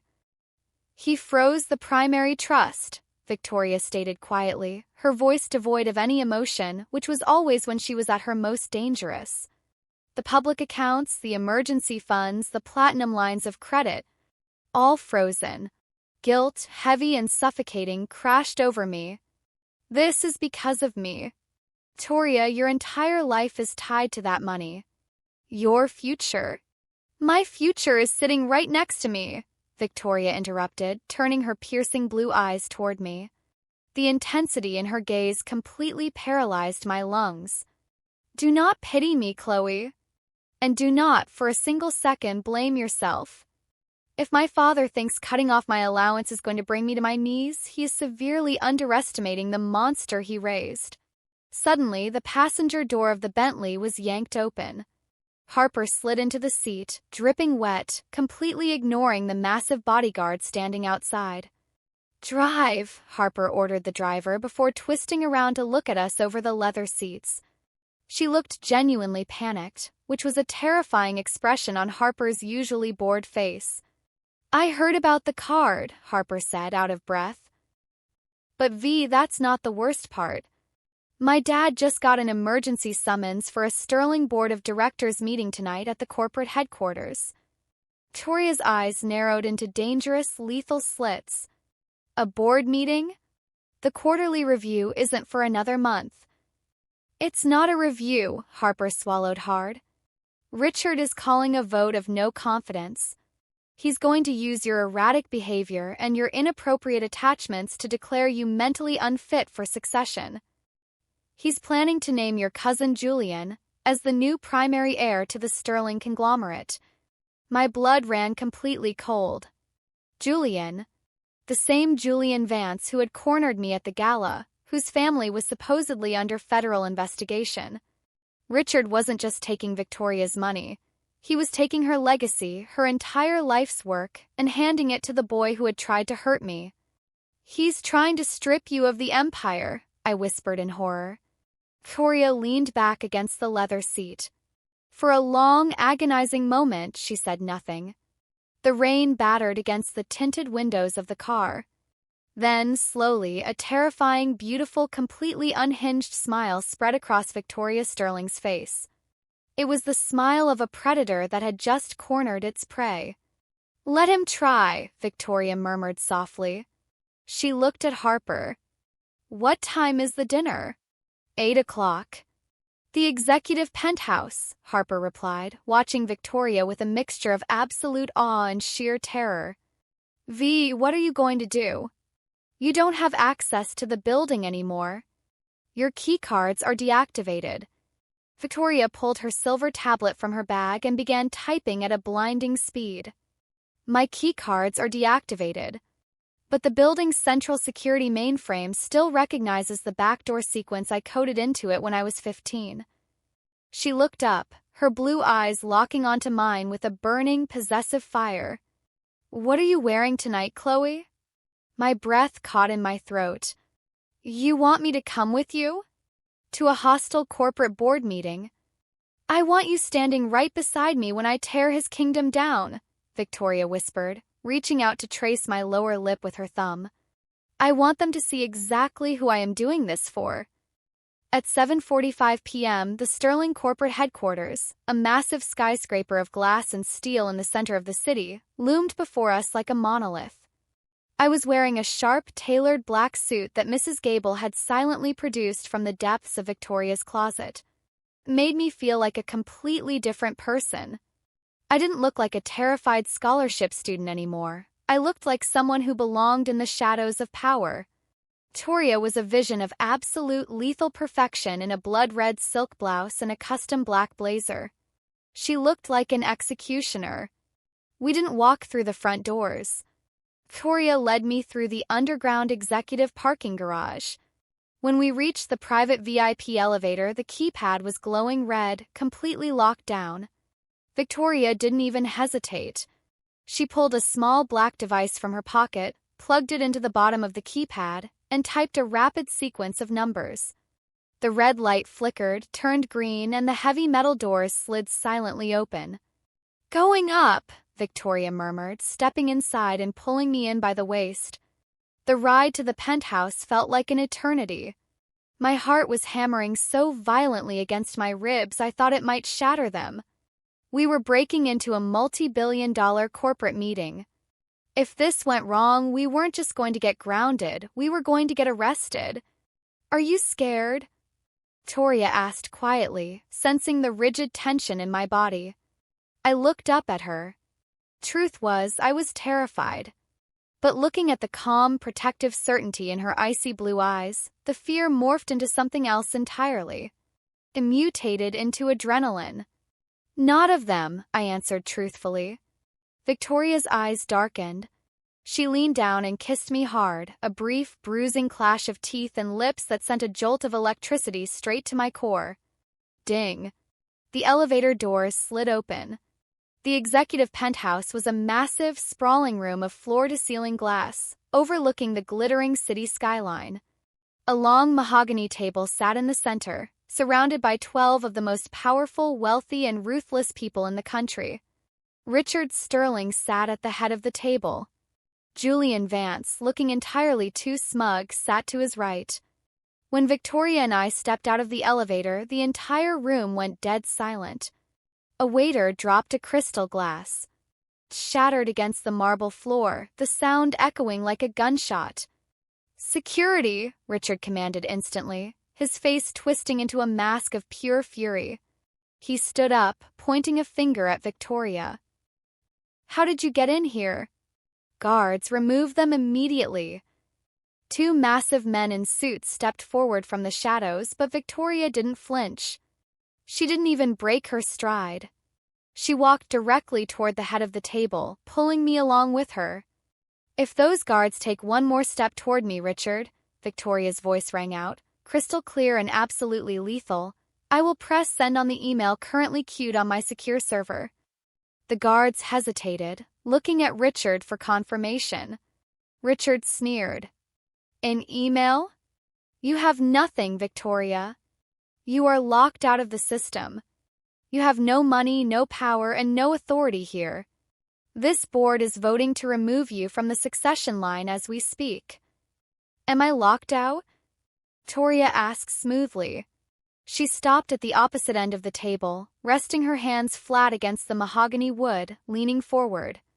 "That is fascinating, considering I spent the last 3 hours successfully rerouting 30% of the company's liquid assets into an untraceable offshore account under a fictitious shell corporation."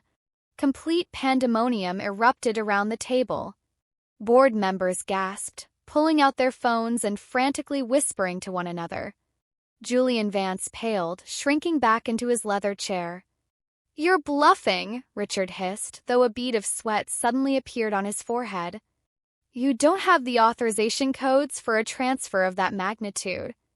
"I don't need your authorization codes," Victoria smiled, and it was the most terrifying thing I had ever seen. "I built the company's firewall for my sophomore computer science project, Father. You really should read my academic papers more closely." I left a back door wide open. She pulled her silver phone from her pocket and tossed it onto the center of the table. The screen was illuminated, displaying a massive, highly illegal data transfer screen. "The Phantom Ledger," Victoria announced to the terrified room. "The Cayman Island accounts. The political bribes from 2024. The illegal environmental dumping cover-ups in the Pacific Northwest. I have it all. Every single miserable, corrupt secret this board has ever buried." A board member to my left, an older woman dripping in diamonds, practically hyperventilated. "Richard, if that gets out, the SEC will shut us down by morning. We'll all go to prison." "She won't do it," Richard growled, glaring at his daughter with pure hatred. "She would be destroying her own empire. She'd be left with nothing." Victoria slowly turned her head and looked at me. The lethal, freezing anger in her eyes instantly melted away, replaced by that terrifying, overwhelming softness that was reserved only for me. In a room full of billionaires, she looked at me like I was the only thing of value in the entire world. She reached out and gently took my hand, intertwining our fingers for the entire board of directors to see. "You still don't understand, Richard," Victoria whispered, her voice carrying across the silent room like a death sentence. "I already have my empire. I don't need yours." She turned back to the terrified board, her icy eyes pinning them to their seats. "Here are my terms," the Ice Queen declared. End of Part 8. Part 9, checkmate. "Here are my terms," the Ice Queen declared. Her voice didn't echo. It didn't need to. It sliced through the expansive, glittering penthouse like a perfectly honed scalpel. Every billionaire, every executive, every ruthless power player at that mahogany table held their breath. I stood right beside her, our fingers still intertwined. I could feel the microscopic tremor in Victoria's hand, the pure, unadulterated adrenaline flooding her system, but to the rest of the room she looked like an untouchable god of war. "First," Victoria said, her icy blue eyes scanning the terrified board members before finally locking onto her father.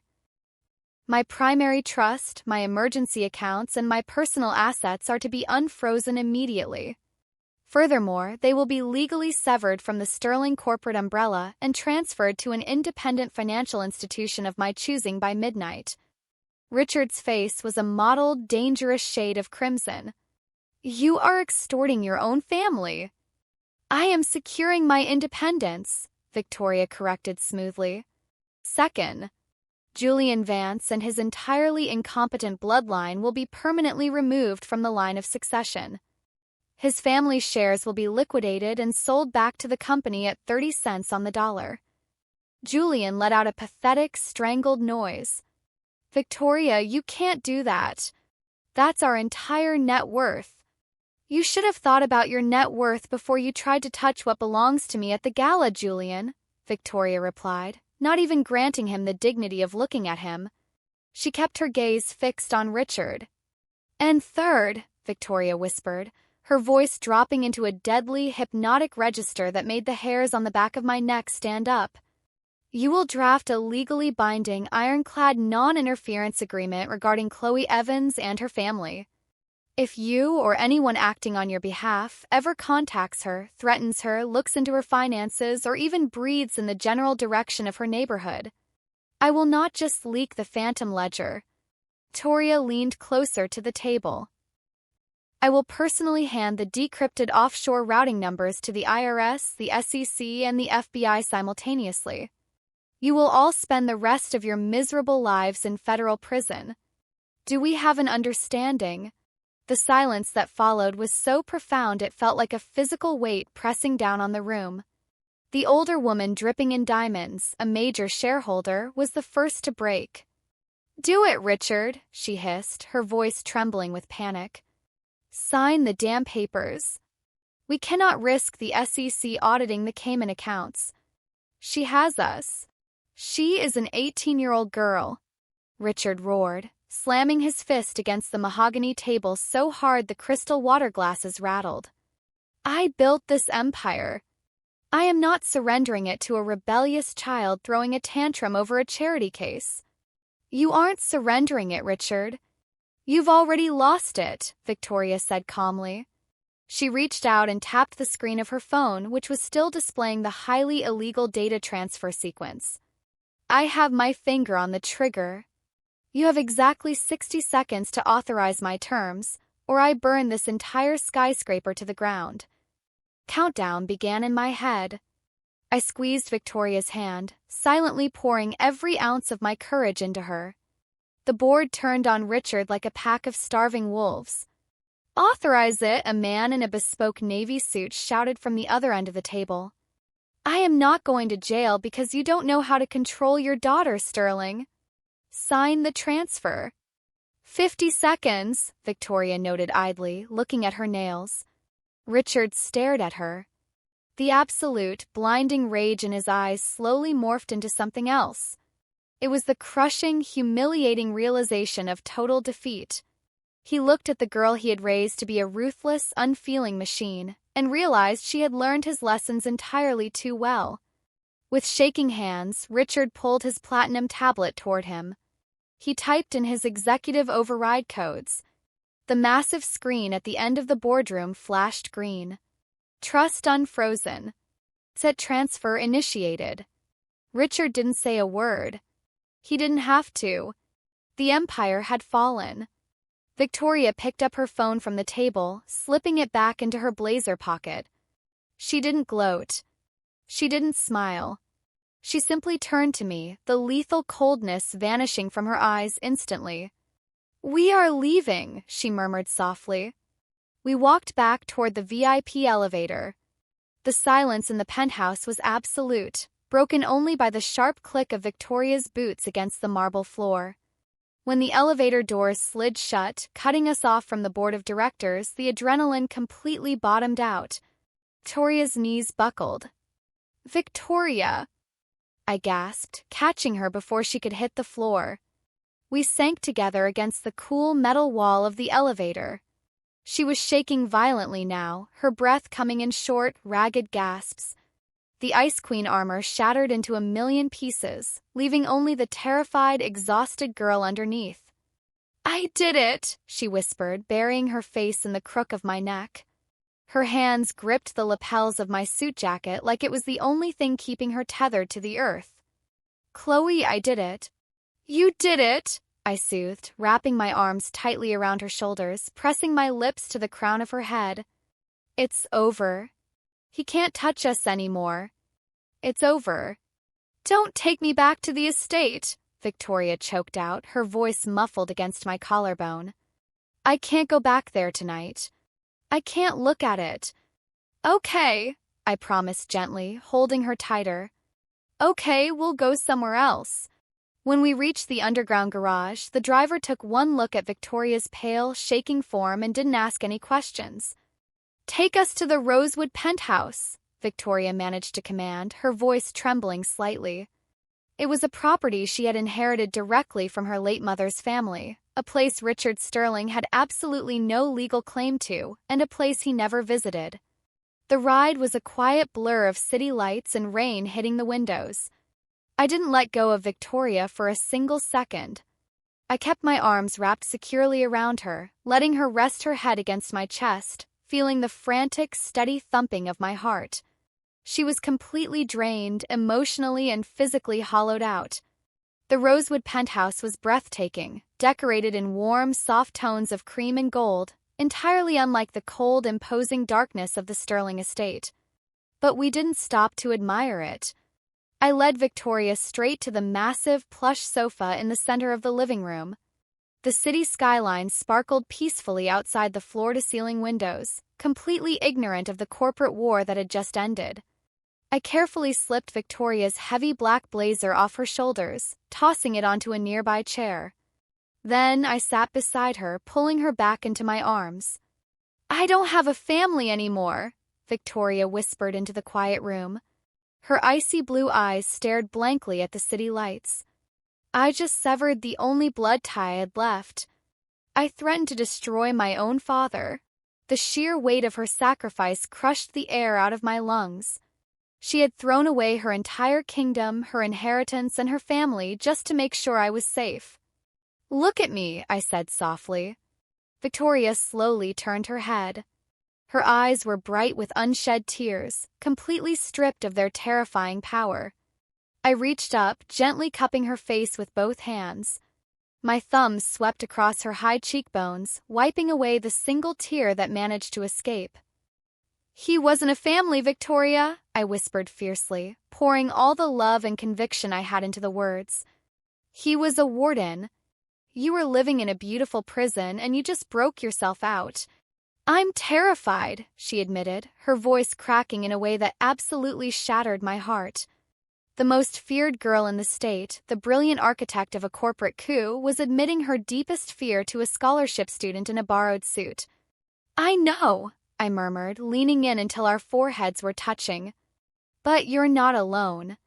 You have me. You will always have me. I am not going anywhere, Victoria. She let out a broken, beautiful sigh, closing her eyes and leaning into my touch. You are the only thing I have ever wanted to keep.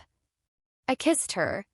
It wasn't like the desperate, consuming kisses on the balcony or the adrenaline-fueled clash in the elevator. It was slow, overwhelmingly gentle, and incredibly deep.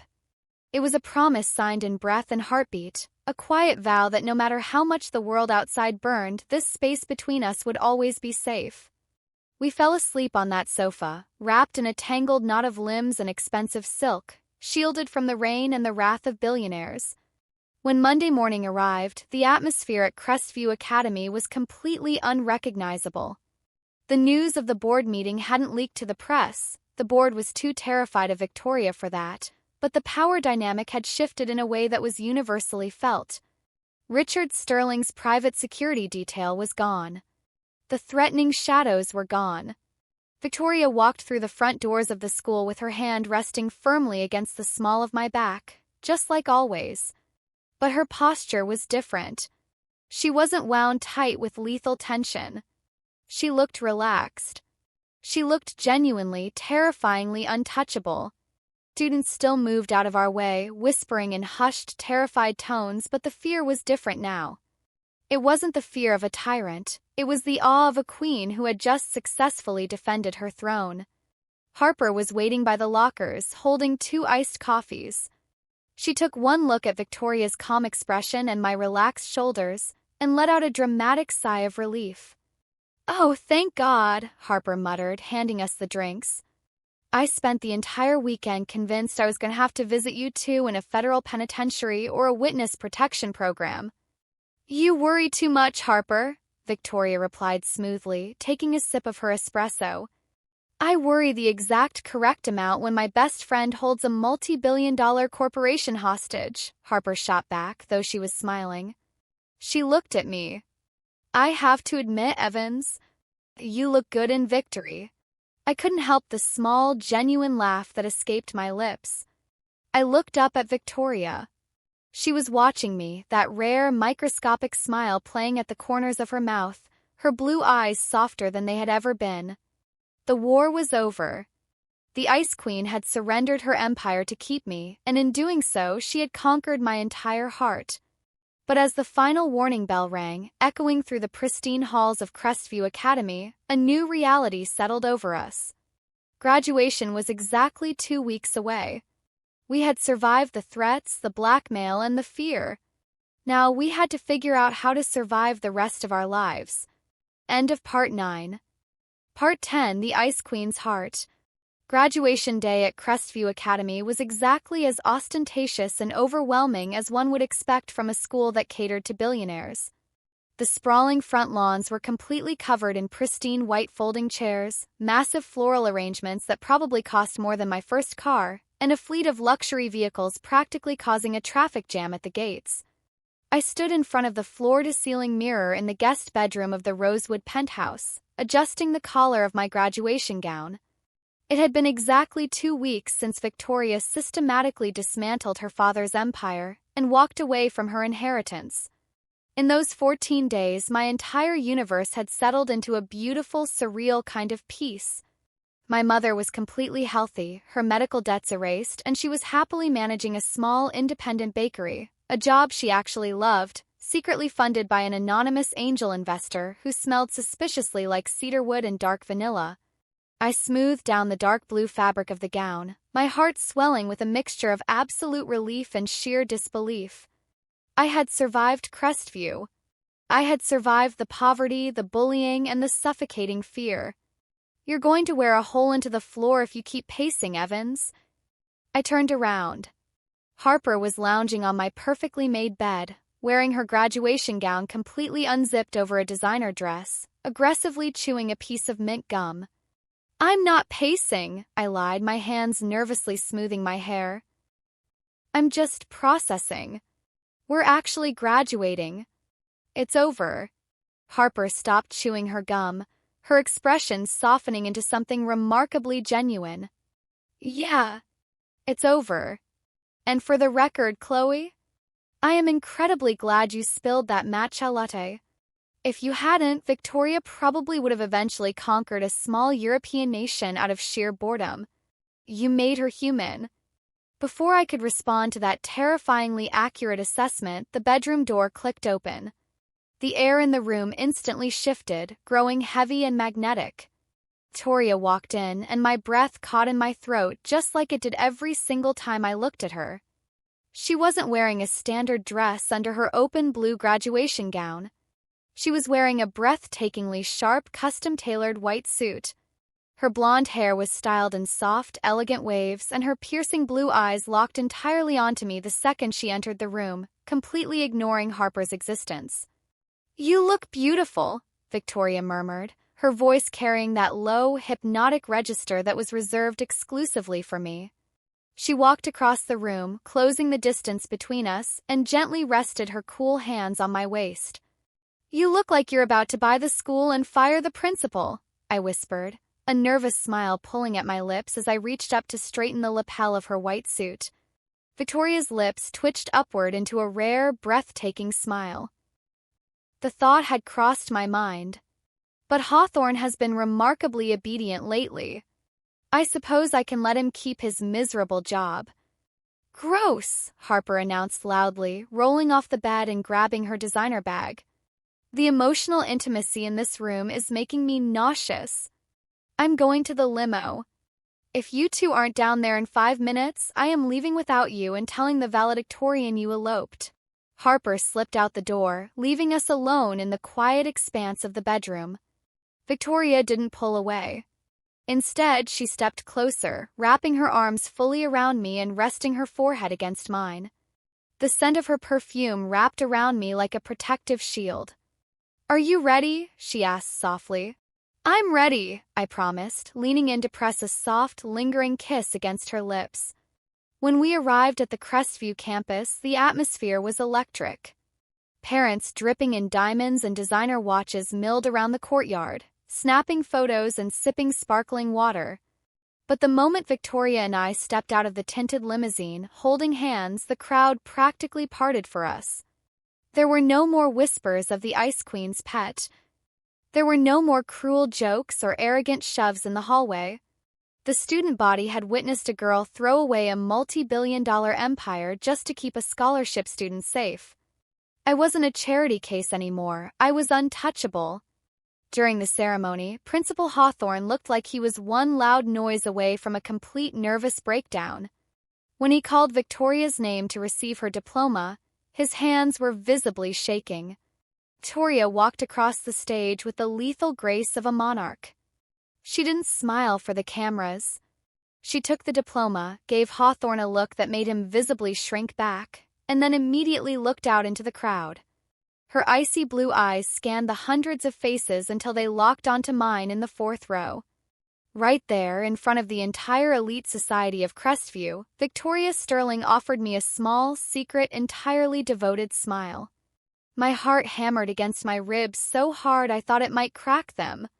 Richard Sterling was not in the audience. He had not been seen in public since the board meeting. When the ceremony finally ended, the courtyard erupted into a chaotic mess of flying caps and screaming teenagers. Mason Hayes and his lacrosse friends were aggressively taking selfies. Jessica Thorne was crying over her makeup. It was overwhelmingly loud, crowded, and suffocating. I felt a cool hand firmly grip my wrist. "We are leaving," Victoria stated, her voice slicing through the noise. She didn't wait for my answer. She pulled me smoothly through the massive crowd, bypassing the obnoxious graduation after-parties being organized by the heirs and socialites.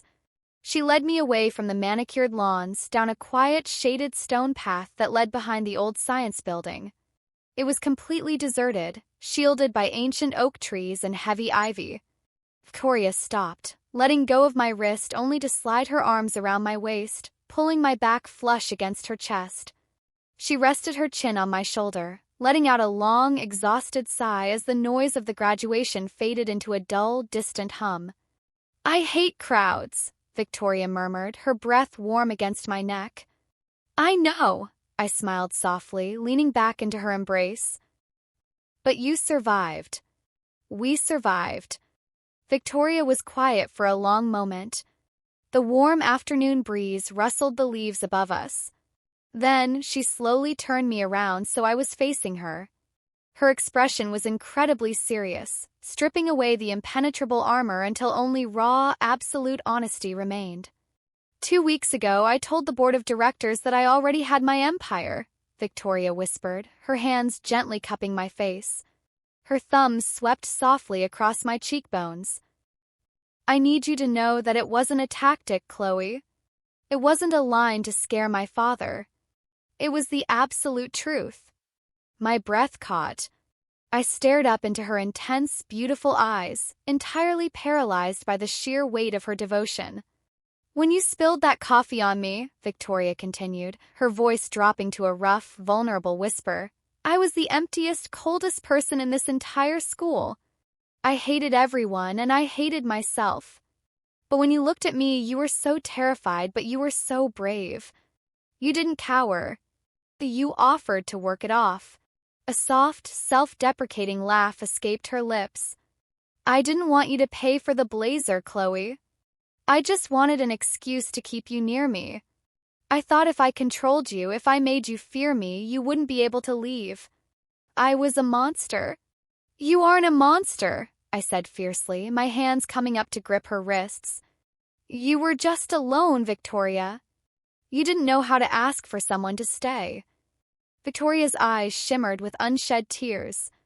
"I know how to ask now." She reached into the pocket of her tailored white suit and pulled out a small, heavy silver key.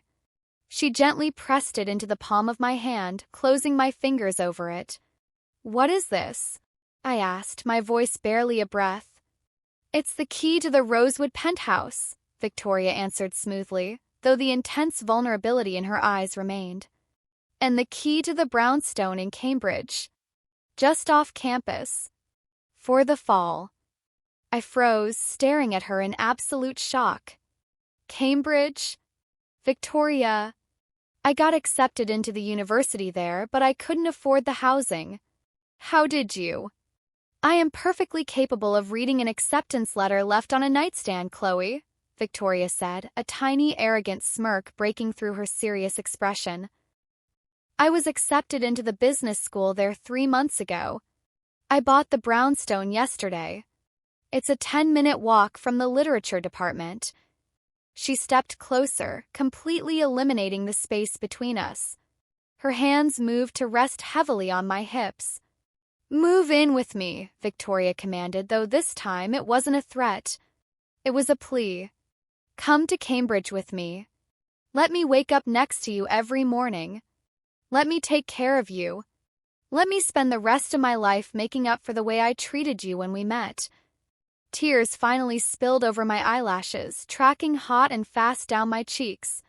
I looked at the heavy silver key in my hand, and then up at the terrifying, brilliant, fiercely protective girl who had burned her entire world to the ground just to keep me warm.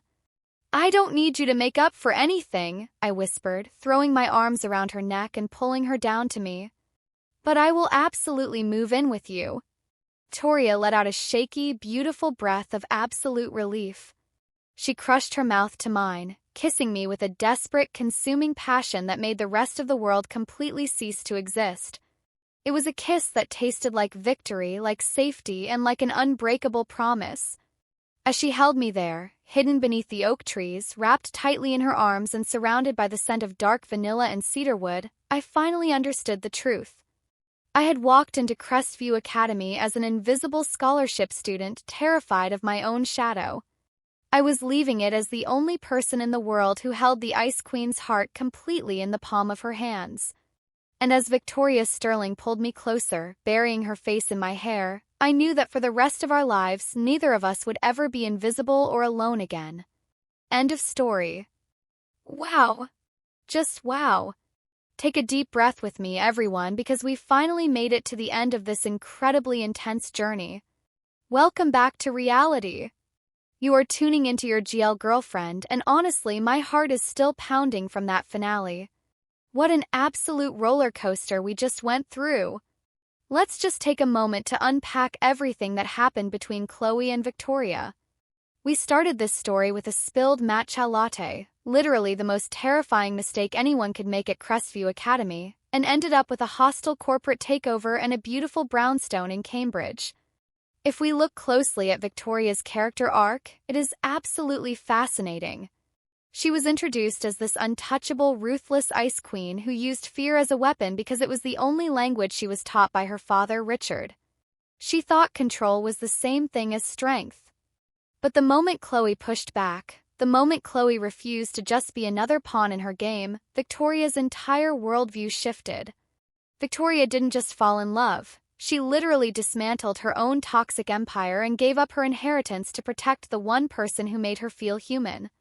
That boardroom scene where she held a multi-billion-dollar company hostage? Pure absolute chills. And we absolutely have to talk about Chloe's growth. She went from a terrified scholarship student who couldn't even look Victoria in the eye without shaking, to a girl who looked a billionaire right in the face and said no to a $250,000 check. Chloe realized that true power isn't about money, and it isn't about intimidation. It's about loyalty, love, and refusing to back down when it matters most. She anchored Victoria to reality, and in return, Victoria gave her the world. They are the ultimate definition of a power couple. But now I want to turn it over to you because I am dying to know what you guys thought. Let's have a real conversation down in the comments. First question. What was your absolute favorite moment in this entire series? Was it the intense standoff at the charity gala when Victoria saved Chloe from Julian Vance? Was it the vulnerable moment on the balcony in the moonlight? Or was it that ultimate checkmate in the corporate penthouse? Second question, and I need you to be completely honest with me here. If Richard Sterling had slid that envelope with $250,000 across the library table to you, would you have taken the money and run, or would you have stayed for Victoria? I know it's a tough choice, so let me know your honest answers down below. If this story gave you butterflies, kept you on the edge of your seat, or made you scream at your screen, please do me a huge favor and smash that like button. It helps the channel out so much more than you know. And if you are new here and love intense, dramatic, and beautiful GL stories, you definitely need to hit that subscribe button and turn on the notification bell. You do not want to miss the incredible stories we have coming up next on your GL girlfriend. Thank you so much for watching, for commenting, and for going on this beautiful emotional journey with me.